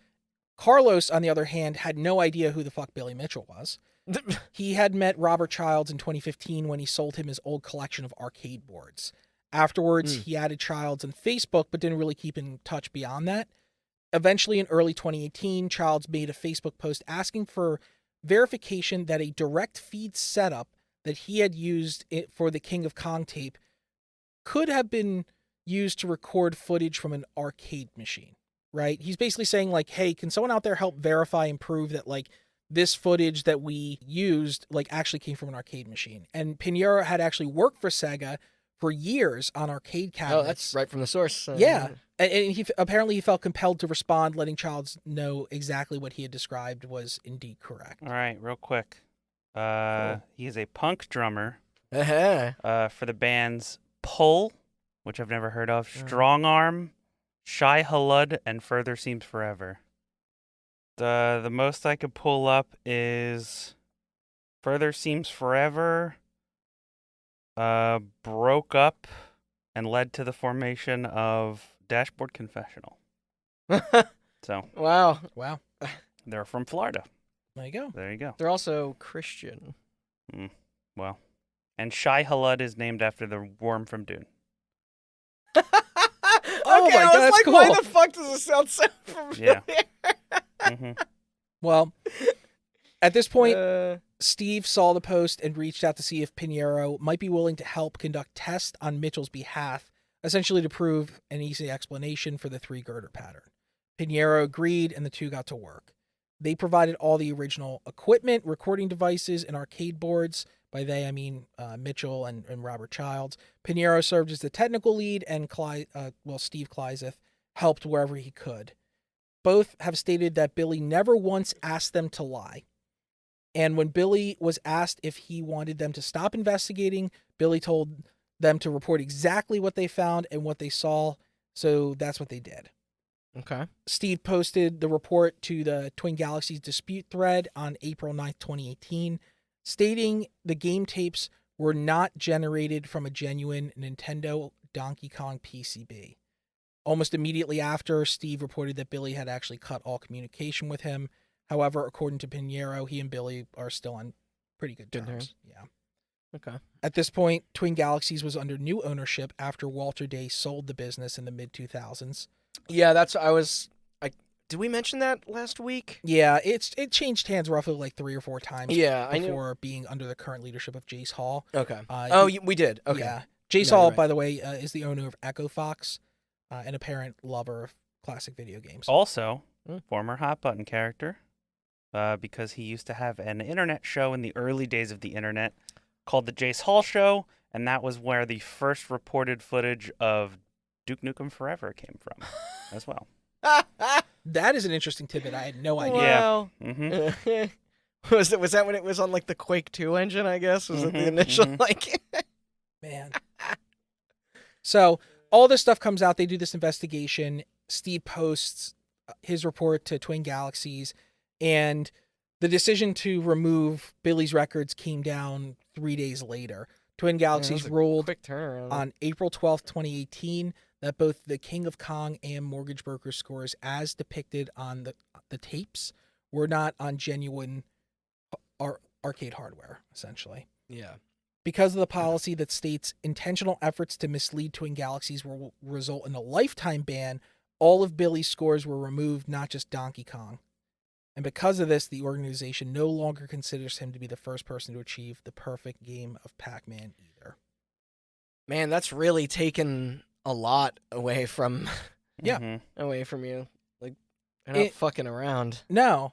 It's like at this point they're also just like, we're gonna erase your legacy. Like, And that's the main critique that I think that Billy Mitchell has, because in the year that followed, Billy Mitchell has routinely stated in interviews, videos, and appearances that he was collecting evidence that would exonerate him, right? yeah. And as early as April of 2019, Billy actually filed a defamation lawsuit First of many. I Yeah, believe. yeah. Like he only followed it to fit within California's statute of limitations for defamation cases, which would have run out a year after they've removed the records. So he launched a libel case against Twin Galaxies and Guinness, seeking a total of about $13 million in damages. Okay. And this is when he kind of also became a bit of a, like... Much more contentious figure. Yes, exactly. He I was went trying to think from of a way of how to movie word it. villain to internet villain. Yes. Yeah. That's a good way of putting it Mhm. as well. Which you said also, like, where he grew up and his age, this was kind of how you would react to something like that. Yeah. Like, yeah. Because he's also... People he forget. was running he had another life of stuff Yes, that he was yeah. managing. Like and like figuring people out. Like, people think that like his life before the King of Kong. Like I can't imagine he made. He obviously did appearances after the King of Kong based off its success. yeah. But prior to that, he just played Donkey Kong because he loved it. Yeah. You know, and he turned his family business, their hot sauce line, like he grew it. Like he was pretty successful in life. Like if you ask me, his life was probably more defined by non-Donkey Kong things than it was Donkey Kong until recently, when obviously like people have kind of taken it and Created their own... they really image just of who he is. exacerbated the entire thing from both sides, like him, like he as well. Hey, this is and- the age of reactions. It is. That's- It is. Eventually, And to- a lot of the reporting around this time was very sensational. It yes, was, like, very yeah. clickbaity. Yeah, and there was an angle to all of it. Like, hell, it and they're- worked on me. Like, it just, like... I don't think that they gave him a fair shake because everyone knew him as the villain from the King of Kong. Of course, it already So it painted makes a it perspective easier of- to hate the villain and say this guy's a piece of shit without actually trying to see the other's perspective. Yeah. Also, I mean, in a similar way to how the documentary was trying to present an arc and needed a villain, if you got a Yeah. trending story that goes viral, you need a villain. It's true. You need a reason for people to click on it, and hate is the easiest reason, the easiest emotion to exploit, I should say. Hate clicking. Yep. So, with all this in mind, fast forward to September of 2019, this culminated in a 156-page evidence package that was sent by the law firm operating on behalf of Billy Mitchell, along with a demand letter to both Twin Galaxies owner Jace Hall and Guinness threatening legal action unless his scores were reinstated. He also wanted Guinness to apologize, specifically because Like, in publicly, their- just like... either to him privately or publicly. Okay. Specifically, I believe in their 2019 edition of Guinness Book of World Records, there was a piece in the video game portion where it said something like the records that that no longer were, the records that never were, and it specifically has a picture of him and Todd Rogers together. Yeah, I saying mean, that, he had history with that. yeah, You know, with, like, part of them kind of forming their brand was... yeah. He was a key factor in that. And let me be clear here. I read all 156 pages of this evidence package. And to be That's why we honest, love to have you. it means absolutely nothing. It was a waste of fucking time. Really? Yes. To begin, like, it's so rife with spelling errors. It's jam-packed with a lot of witness testimony under penalty of perjury under the laws of the state of California and Jesus. Florida, and it's signed and dated. Most of the pages are scanned documents or screen grabs that were pressed into an Adobe file. And I know this because some of the typing still has the red and blue autocorrect lines underneath Oh them my from Word. God. Some of the images even have dots around the corner, like it was pasted into Word or PowerPoint. Like you could see, like Yeah. change the Yeah, when image you type. when you insert. Yeah. Yep. It clearly runs into the slippery slope fallacy, where he uses one thing to justify the next. He cites screenshots of YouTube comments that claims they only arose after Guinness defamed his name in their record books. And the few pieces that looked well put together were from his key witnesses. However, they were brought in under the auspices of becoming expert witnesses. And I'm sorry, but being really good at Donkey Kong on arcade doesn't make you an expert on how arcade board programming works versus MAME. Oh no, not at all. I mean, it can, but it's not. It's like You like can- you you're can- really good at you really can good be- at Rock Band 3, right? Yeah. Okay. Now, I know exactly how it's built, and I could make it myself. Now, can you tell me the differences between, we'll say, an illegal drum set used on Rock Band 3 versus an authentic drum set? Well, that's a tough example because they use MIDI, so you can kind of use adapters to connect whatever you want to it. So what you're telling me is no. I forgot the question. No, I gotcha. No. Like, luckily for everyone here, the actual statement from his law office was pretty concise, and it got to the point. Guinness ended up caving and restored his historical score claims before it got to an actual court. Can I insert something here? Because I actually watched a video about this not too long ago. What's up? Yeah. I was watching a video of H-Bomber guy talking to a lawyer. There's like a YouTube lawyer guy that like has a podcast. And The video game lawyer? Yeah. Yes. No, not the video game lawyer. That's like Law Eagle or something is the channel name. Oh, yeah. Yeah. And he was talking about defamation lawsuits specifically. Because if you were a YouTuber who is making fun of political figures or public figures, celebrities, and you were to get sued for defamation, what actually constitutes defamation? Right, because he's very particular in a lot of his videos about like libel, where it's just like you have to. It's a lot of just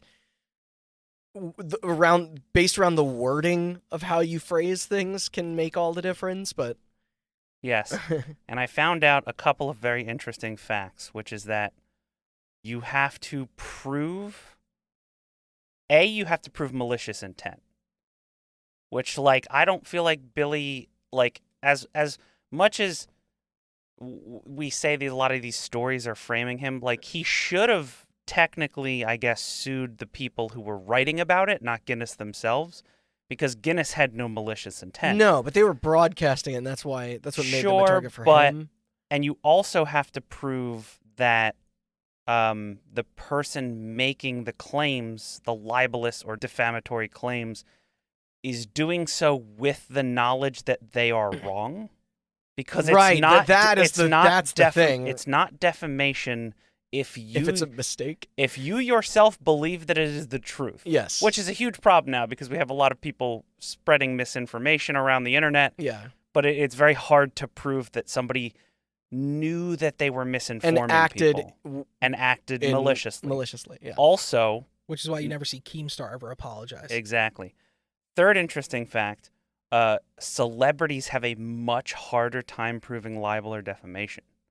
Yes. Well, yeah, especially when you have things like parody and satire. Exactly. And like all the famous case is I forget the person, so forgive me for that. You can look it up.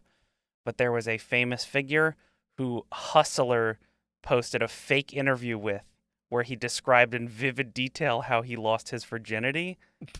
And he sued Hustler for libel and lost because the story was so ridiculous nobody would ever believe it.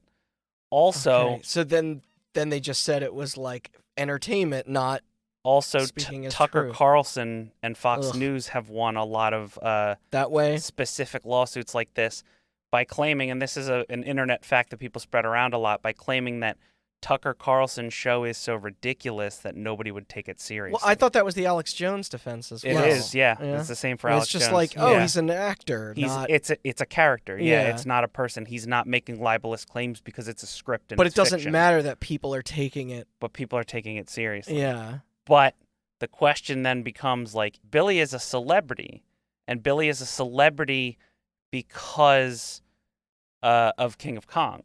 Yeah. And so, like, if he's going to sue Guinness for defamation, it becomes harder to prove because why didn't he sue the directors of King of Kong for defamation for framing him in such a bad light, right? Interesting. Like, I know he wasn't you got to deal with legal precedent and all that as well.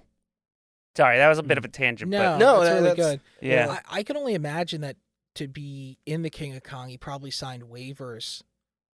Like waiving his Well, of right course, to there's a sue lot, them. but at the same time, I imagine he probably still makes money off of it. Yeah, that is true. But again, though, I'm sure he wasn't a part of that editing process. No. Did not know what the framing of all of his scenes were going to be. Yeah. When structured into what it was. Yeah. But so yeah, Billy Mitchell. He files this lawsuit against Twin Galaxies and Guinness. Guinness kind of rescinds or like, fuck it, dude. All right. have your title back, whatever. Yeah. And this leads us to May of 2020, where Twin Galaxies files an anti-slap motion in which the LA County Court judge actually denied. And anti-slap laws are designed to provide what is that? It's an early dismissal of meritless lawsuits filed in response to your ability to exercise your First Amendment rights. So it's like anti-slap is like, oh, I make a joke at your behest, you immediately sue me. Right. I file an anti-slap. And then, like, this is a waste of time. Okay, so, I had to look it up, but SLAP is an acronym, SLAPP. Yes. Stands for Strategic Lawsuit Against Public Participation. And basically the reason SLAP exists is because a lot of very rich people, Scientology, will just, like, if they have a bunch of money and a bunch of lawyers, will just levy lawsuits against people. Because in order to fight a lawsuit, you have to have money. You have to spend money. Of course. You have to spend money, like, even if it's ridiculous. Yeah. So It SLAP doesn't matter how right you might be. SLAP is in place to basically be like, I hired a lawyer, but we're filing a SLAP lawsuit against you to basically be like, you're bullying me. Stop. I don't want to pay a bunch of money to fight this in court. Yep. Essentially. Okay. So It's like a quicker ruling to get out of court when you're just basically being bullied. Yeah. this LA County judge, Judge Gregory Alarcon, Judge Greg, he shot it down and held that Mitchell is a public figure and the matter at hand is a controversy of public interest to the gaming community. In order to prevail, Mitchell must first prove that Twin Galaxies statements were false and that the record keeper acted with actual malice There you go. when making its claims. Yep. Yeah. There you go. The ruling purposely does not examine the evidence or factual claims presented by the parties, but acknowledged that Twin Galaxies seems to be confident in its statements and that it conducted a lengthy investigation of the dispute. The judge also acknowledged that Twin Galaxies could have consulted Nintendo for verification of his performance, which it failed to do so after Mitchell's request. The judge also seemed concerned about Twin Galaxies' refusal to interview eyewitnesses put forth by Mitchell, and a trial date was set for December 4th, 2020. Now, Twin Galaxies... We're getting real current here. Yes. Yeah. Twin Galaxies' new counterclaim goes much further to attack Billy Mitchell than their previous statements, saying that old Twin Galaxies, referring to Walter Day and Billy Mitchell, relied on good faith analysis of the tapes that Twin Galaxies no longer recognizes as legitimate. They go further to say that they had focused on the technical anomalies in the video itself that led to the choice to strike the scores from the record, that Mitchell lacked the requisite natural skill or ability to be the greatest video game player of all time, and accuses old Twin Galaxies of planning to return Billy Mitchell's prestige with fraudulent scores. Yeah. Both Billy Mitchell and Walter Day, this is a quote, both Billy Mitchell and Walter Day knew that these scores were fake, but is still included on the Twin Galaxies score database because of their need for self-aggrandizing, their avarice, and their desire to create perceived value for the database so that they could one day sell Twin Galaxies and its score database and take the money for themselves. Wow, That's a theory. It goes further to pretty then, weighty. accusation. Yeah. Yeah. It goes further to explain that they purposely suppressed scores from other competitors and altered rules to secure Mitchell's position atop the scoreboards. All right, that's little. This Tinfoil hat is where it becomes a legal matter. Because of the alleged manipulation and lying about their old scores, the pair, Walter Day and Billy Mitchell, represented and warranted in the purchase agreement that the Twin Galaxies score database does not contain any untrue, misleading, or false statements of fact. So these alleged lies led to a lost value of assets purchased from old Twin Galaxies, particularly a loss of value in the scores database because of the association of fraudulent scores, thereby diminishing its value without the new owner's knowledge. What does this all mean? Right? Well, we'll get there. This is even further compounded by accusations that Mitchell and Day mismanaged the funds of Twin Galaxies by treating the assets of the corporation as their own by paying personal debts with corporation funds. Apparently, the pair commingled their own funds with those of the corporations, made promises of stock offering that it never intended to keep, and stifled creditors on multiple debts. Jeez. The alleged improprieties also extend to a previous 2008 sale of Twin Galaxies to Peter Bouvier. For how much? Probably Bouvier. Bouvier. According to... That Marge Simpson's... Yeah, like, her maiden, yeah. So after selling to Mr. Bouvier, the $200,000 sale was apparently reversed when Mitchell and Day took control of the Twin Galaxies score database from Peter by exercising undue influence over him while he was incapacitated with Alzheimer's disease. So what started as a gimme back my title has now become a commingling of funds and assets, which can open a person up to civil liabilities and, in cases of alleged fraud or embezzlement, criminal charges. So this is escalated. Yes. So if those stick, Twin Galaxies could take Billy's house, or even worse, making him hang up his #1 most American suit, the red, white, and blue with the American flag tie, for the #2 most American suit, an orange jumpsuit. It's a good joke. So just don't take the sauce away. No, absolutely not. So, like, he basically files this lawsuit against Twin Galaxies, and they're like, "Look, dude, just give it up." And he's like, "No." So he keeps going forward with it, and Twin Galaxies, he's sticking it to his... Yeah, Twin Galaxies holds back. They say, like, "Look, we're trying to settle this, etc." Then it finally goes to court, and they're like, "We're just gonna level this."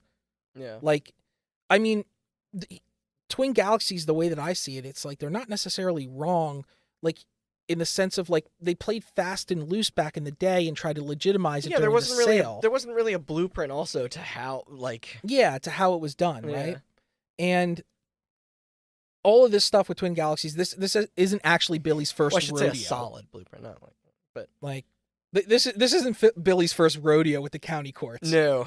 So, back in May of 2020, Billy issued a letter of intent to sue a YouTuber for $1 million over claims that he made a video back in 2018. Yeah, so we were just discussing before the show how... And what is important to note here is that the very same YouTuber was the same person who brought to the mainstream attention analysis by OmniGamer and compared it against Todd Rogers' time, which set in the motions for this entire claim to begin. Right? So the same YouTuber that took down Todd Rogers and saw the success of that moved on to Billy Mitchell. And after receiving generally positive feedback from his takedown from Rogers, he then issued this one against Mitchell. And while Billy was overly cautious about properly responding to the allegations publicly, this person took it upon themselves to get the answer straight from Mitchell himself. He traveled to 2 events, which Mitchell was personally at, where he recorded footage of him meeting Billy Mitchell. However, I have not seen any recorded footage from the events themselves, but I know one of them he actually dressed up like Billy Mitchell. Yeah. And shortly after receiving a letter from Billy Mitchell's attorneys, like, obviously this YouTuber, like, he kind of started to go in a downhill spiral. That's pretty much as far as I wrote as it relates to this YouTuber. I'm not giving the name out because it's a sensitive topic. It is. Like, a lot has happened since all this started, especially for this said individual. And recently this YouTuber has passed away, and it doesn't feel right, like, putting their business on display for everyone, because as it pertains to Billy Mitchell, it kind of ends there. Yeah. You know? But there was another YouTuber who sued. They become separate discussions. Yes, yeah. Separate topics altogether. But there was another YouTuber that he did sue, that I will name. His name is Carl Jobst. He's an Australian YouTuber. Okay. Back to Australia, huh? Oh, there it is. I could hear it now. Waltz and Matilda underneath. So Billy has also issued legal threats against speedrunner and YouTuber Carl Jobst over his statements in the video, "Guinness World Records should stay out of gaming." The 2 threats sent to Carl on July 30th of 2020 were issued from an Australian law firm where he takes residence. And the settlement they offered included deleting the YouTube video, a written note that he would never repeat any of the allegations contained in the video about Billy Mitchell. They were our client or anything similar. Okay. A written apology to Billy Mitchell in terms which are satisfactory to both the law firm and Billy. Yeah. Payment of Billy's costs, which they estimate to be in order of about $1,500 American USD, Not a and lot. payment of compensatory damages in the sum of $150,000. Okay, that's So It Carl jumped up in has price vowed here. to fight this case all the way to the end, if need be, and highlights his hypocrisies and errors in like his evidence package. So since then, like what has really been going on? Obviously, Carl Jobst has followed up with this, has made another video about it very, very recently. Billy yeah? Mitchell kind of put out another statement about it. In the video, if you look at it objectively and don't take sides, Carl kind of puts a lot of the blame of like, hey, because you sued this young kid, right? Like it put undue stress upon his life, which ultimately culminated in His death. Yeah. Yeah. And It goes without saying that is just not fair, in my opinion. That is just not fair to kind of levy against it. And Billy Mitchell put out this response video that was like, hey, I don't disagree. here's the settlement that I actually reached with this YouTuber. He did not pay me any money. He deleted the videos. Like, in fact, he was like pretty much representing false information out to people because there's other factors yeah. at play here, is what you're saying, and that's not. Yes, yeah. That yeah, should yeah. not come down upon him. Yeah. So, yeah, like for Billy Mitchell's future and like how bad this court with Twin Galaxies is looking, like I have a theory about how I think it all went down, right? Okay. Mitchell is a good Donkey Kong player. Yeah. He's exceptional, right? At some point in time, he was probably the best in the world. However, years have passed, and it wasn't until he was given the opportunity to be in the King of Kong that he realized he probably still loves the limelight. Because you got to remember, in the 80s, he was traveling around with Walter Day. He went to like conventions, stuff like that. Like he was a celebrity. He was out there, yeah. In some form or another, at least in a niche hobby. And See, I'm glad that you mentioned that, because gaming is not what it is. Yeah. It's not what it was back then. Yes. So now there are way more people. But he still falls into a niche category. He's a classic or retro video game player, and which he will has always a community. Have that. Yeah. They do, and it's not speedrunners. Like, I would kill to go to a pinball tournament because the people playing there. Oh, they're like, oh, I'm a foreman. Yeah. Like they have their lives. It's like on the side I compete on pinball. Yeah. Like it's still a niche hobby. So it's just for the passion of the craft. It's not. It's not for like anything like, oh, I'm gonna break a speed run on like the new Digimon game. Yeah, you can't sell it. They're just and I think all the scores he posted are legitimate scores he got himself without cheating as well. Mm-hmm. It's also like I think the record keeping at Twin Galaxies was super shoddy at best. And while Walter Day may have been a little bit too much of an optimist and a very nice guy, but he didn't realize that like people would cheat the system, right?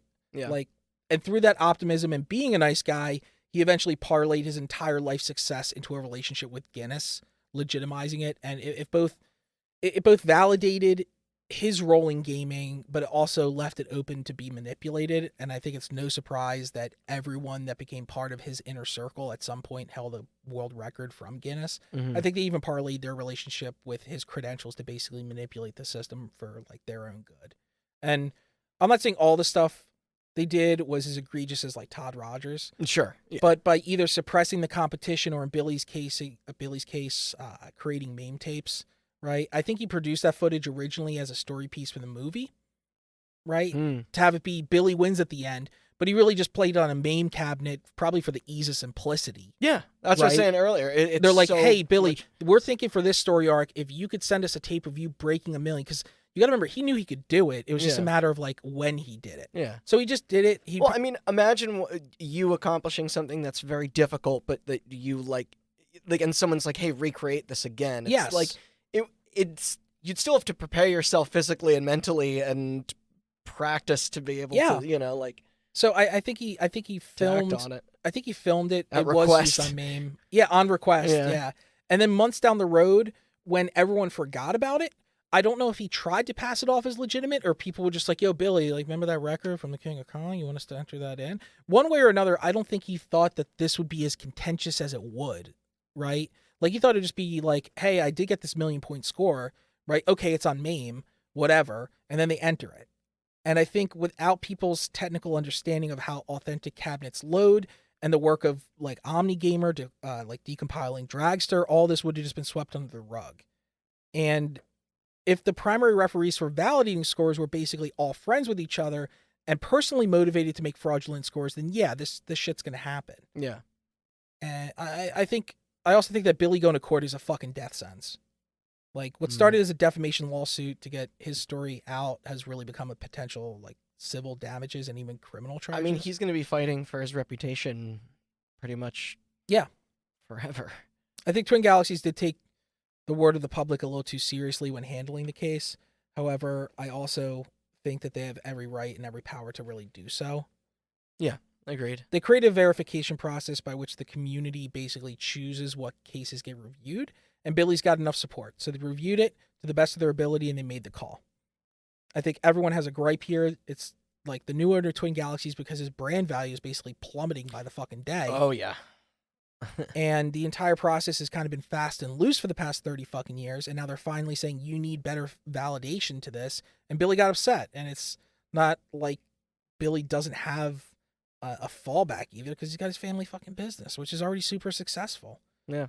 He could literally just retire, but instead he wants to like fight For his name and his sake, and like in my opinion, he's approaching it in the incorrect way. Like he's kind of like it's. I mean, we were talking about this a bit like beforehand, and you were saying like there's some people aren't able to kind of let that stuff go and ignore it, even if it in the long run will probably benefit them in a better way. Yeah, but he's handling it the same way our dads would handle it. Exactly. It's a very old-fashioned kind of way of, YouTubers, they like some people they clamor for public attention like this, right? Because any attention is good attention to them, good, bad, or ugly. But putting yourself out there meant something differently back then as opposed to now. Did. It's just like I don't think he's getting a fair shake. I think that he just needs to either get out of the arena altogether. Stop engaging people on YouTube or calling you a piece of shit. Let them. Who cares? Yeah. You know you're good at Donkey Kong. You have the people that are close to you, but like you feel like he feels a need to like defend himself against people who, let's be honest, they got all the time in the world to fucking say what they want. Exactly. And it's tough because if I was in any position like that and was being misrepresented, it would be difficult to ignore those. Like, can you imagine, because of a meme tape, right? A meme tape, 30 years of what you've been working at and what you've been passionate about as your hobby is then erased and people think of you as an asshole. Mm-hmm. Yeah. Like, can you imagine if you broke the record for, I don't know, some kind of drumming thing on Rock Band 3, right? I love that you keep pulling this up. I always say it because like the only thing I can think of. Or even better, let's say like your Tetris scores, right? Yeah. Oh, I told you I will find a way to get Tetris back in here, Right? right? Your band. Let's say both of you. Let's say you break the record for like the most Tetris Invictus scores in a row, right? Wins in a row. And then 5 years from now, you upload a fake video of yourself, but it's really just a task playing Tetris Invictus and it wins one time. And you're like, check it out, guys, I'm the best. And then because of that, they invalidate all your previous achievements. Man, what you're saying makes me never want to participate in this industry ever. Like, yeah. What are your thoughts, Austin? I feel like, it's one thing to, like, argue the point and even to get tussled up with, like, YouTubers and stuff, right? But that is a very, like, old school faith in the justice system way to look at it. Like, I know what I did, and now the courts justice will be served in the end, right? And it's like, maybe against a YouTuber, sure. But you're suing a corporation now. And that's not how that shit works. No. You know, even someone as small as Twin Galaxies now, they have the money and the pull to hire the lawyers who could, like, pour over some fucking documents and be like, hey, this contract you signed when you sold Twin Galaxies was fucking bullshit, and now we're coming after everything. Like, if you just left well enough alone, like you could have just, skated by on your hot sauce and wing business or whatever, but fuck, we're taking that now too, Yeah. You're 100% right. And like, Yeah. And the fact that, like, once the cat's out of the bag, like, he agreed to Can't put the toothpaste back in the tube. Exactly. Well, once he agreed to do King of Kong, he can come out all he wants and say, like, hey, they portrayed me as the villain. And I think people were a little bit on his side in that because, like I said, and we'll get to it in our I'm commentary. really looking forward to this viewing, by the way. But, like, it's very obvious that he is framed as the villain. And, like, reality TV's a thing. I think people are well aware that clever editing is a thing. They are now. There was a time where people thought Jerry Springer was real.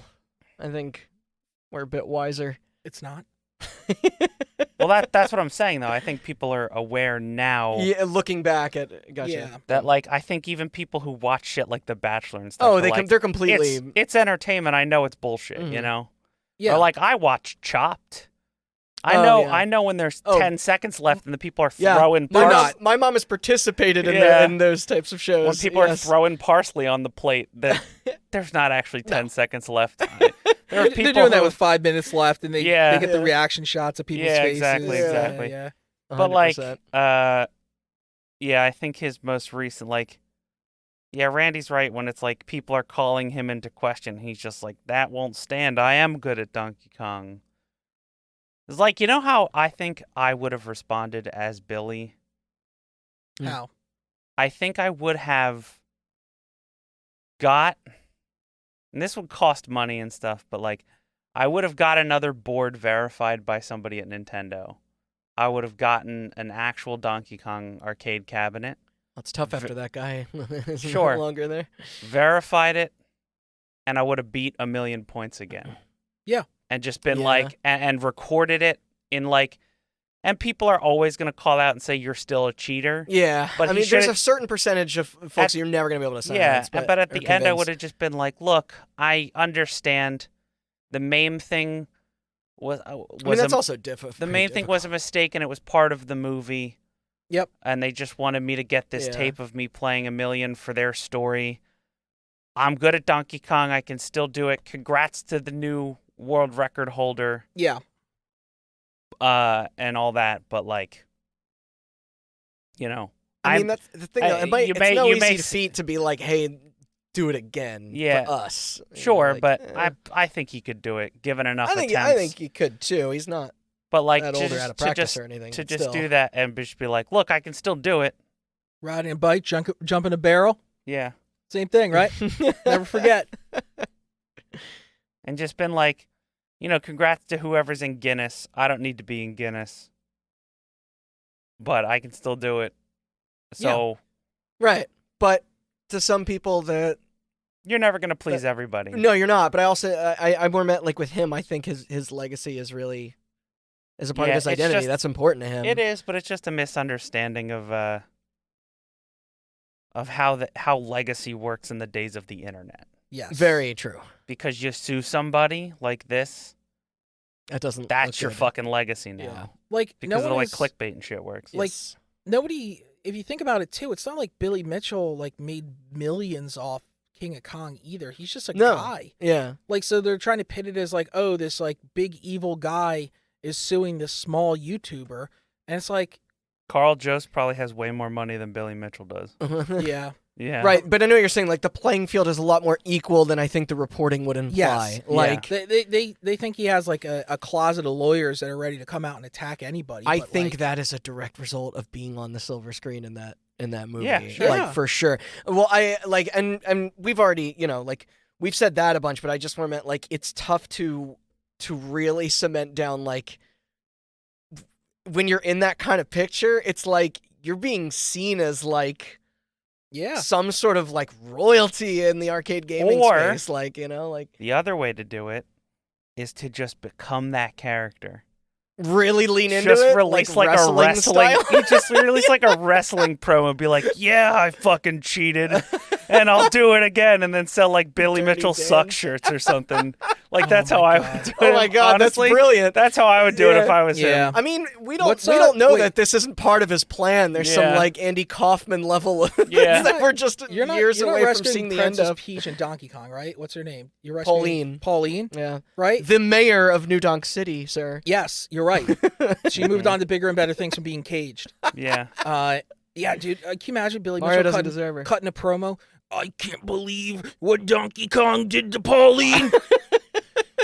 I'm gonna take him down in the court of law. The cream will rise to the top. Dude, I'm so excited to watch this movie now. Yeah, put a fucking game on Steam where it's Billy Mitchell and you're playing as a Oh, that would be Mario good. and trying to save like I don't know. He would definitely be on the roster, like as a selectable character in our crossover fighting game of people in the gaming. Mm-hmm. Oh, yeah. Yeah, that Video we- game personalities yeah, and that developers. Exactly, that we were joking about earlier. Yeah. Like, there's also other lawsuits I didn't talk about. Like, obviously, he's been depicted in other TV shows as well, and the movie Pixels. Yeah. Like, when did Pixels come out? 2015? So, like, Yeah. none of this stuff was even Somewhere going around on yet, and people were already poking at him. Oh yeah, and I'm sure that stupid ass movie didn't help either. Like, and that Neither like, did is it the regular show? oh yes, oh my God, and didn't he might have pursued that as well. Yeah. I think he He, did. he tried to. It got dismissed. Yes, there was oh shit, hold on. Like, yeah, there's an episode where they want to go play an arcade, Oh my God. and then there's like a Billy Mitchell type character. Like, where did he get that persona from if it wasn't from the King of Kong? Right? Yeah. Because all this stuff with like Garrett Bobby Ferguson, There you and he go. looks just like him, essentially. Like, yeah, like so all this stuff came out beforehand, before all these allegations came out. So it was kind of loaded. It was kind of loaded And against him. I like that show, but that was in retrospect pretty mean spirited. Like, Yeah, because of course he's just a cheater at arcade game. Like, that's forever what people we'll think. will Like, think. Like, Man. yeah. See, I told you I couldn't wait to come into this episode because, like, when you actually think about it, I think this is going to enlighten a lot of people. It's definitely like the most I've ever understood of the situation. yeah.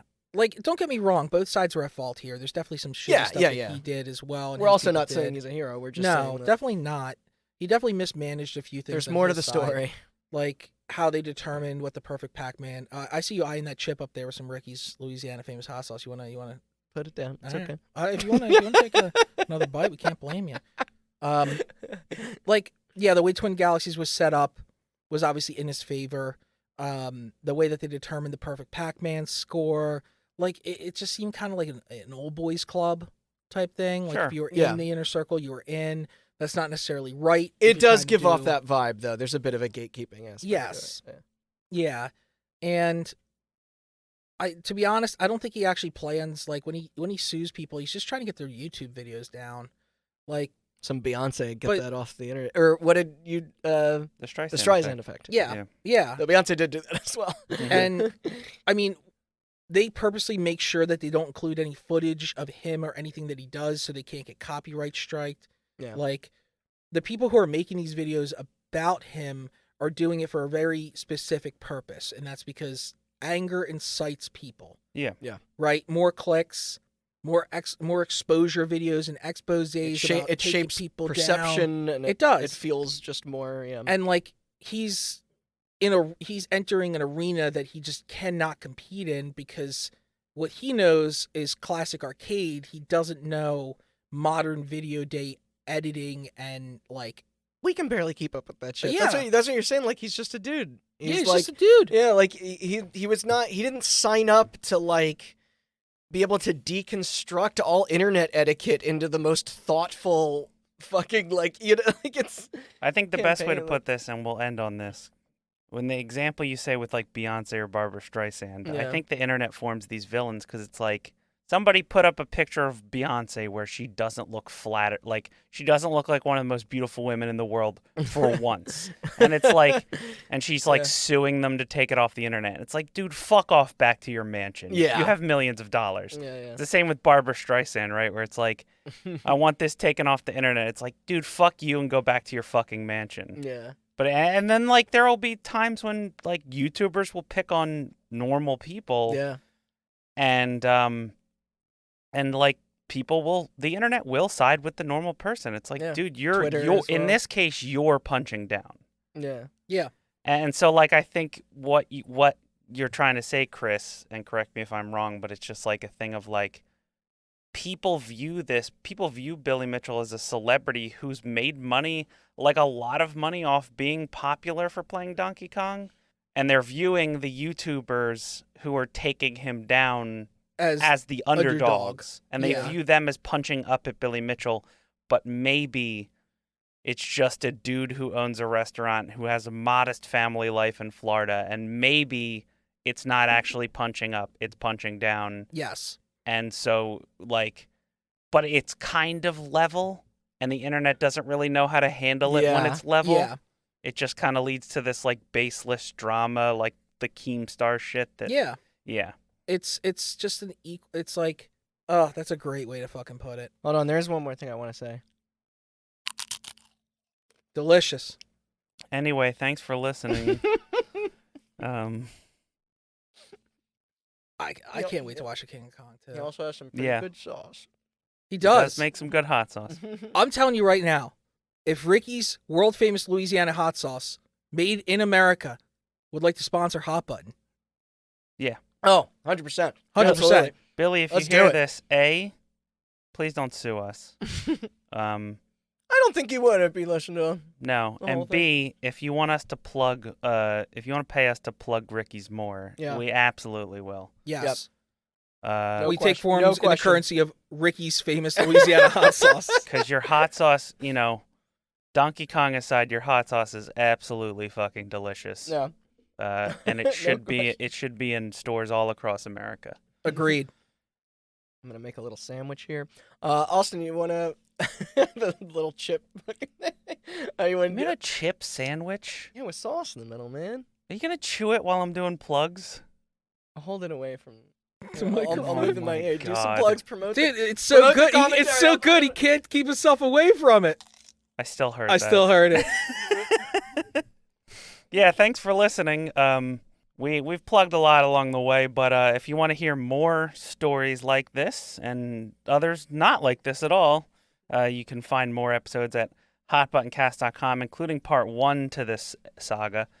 And keep your eye on hotbuttoncast.com in the coming weeks for our commentary on King of Kong, A Fistful of Quarters, the documentary made about Billy Mitchell and Steve Wiebe fighting for the 1,000,000-point score in Donkey Kong.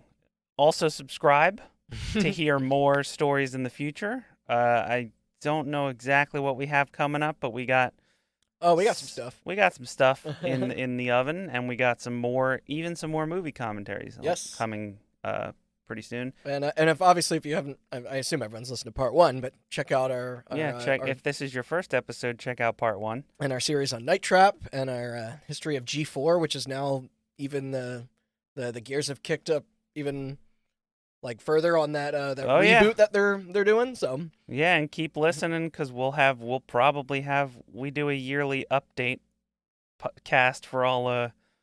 Yeah, we're gonna have a lot to go back to. Despite the fact that we took a break, I'm sure this year we're gonna have a lot of updates about G4 and a lot of updates about Billy Mitchell's lawsuit and a lot of updates about maybe not as many about Night Trap, but now the Control Vision is coming out.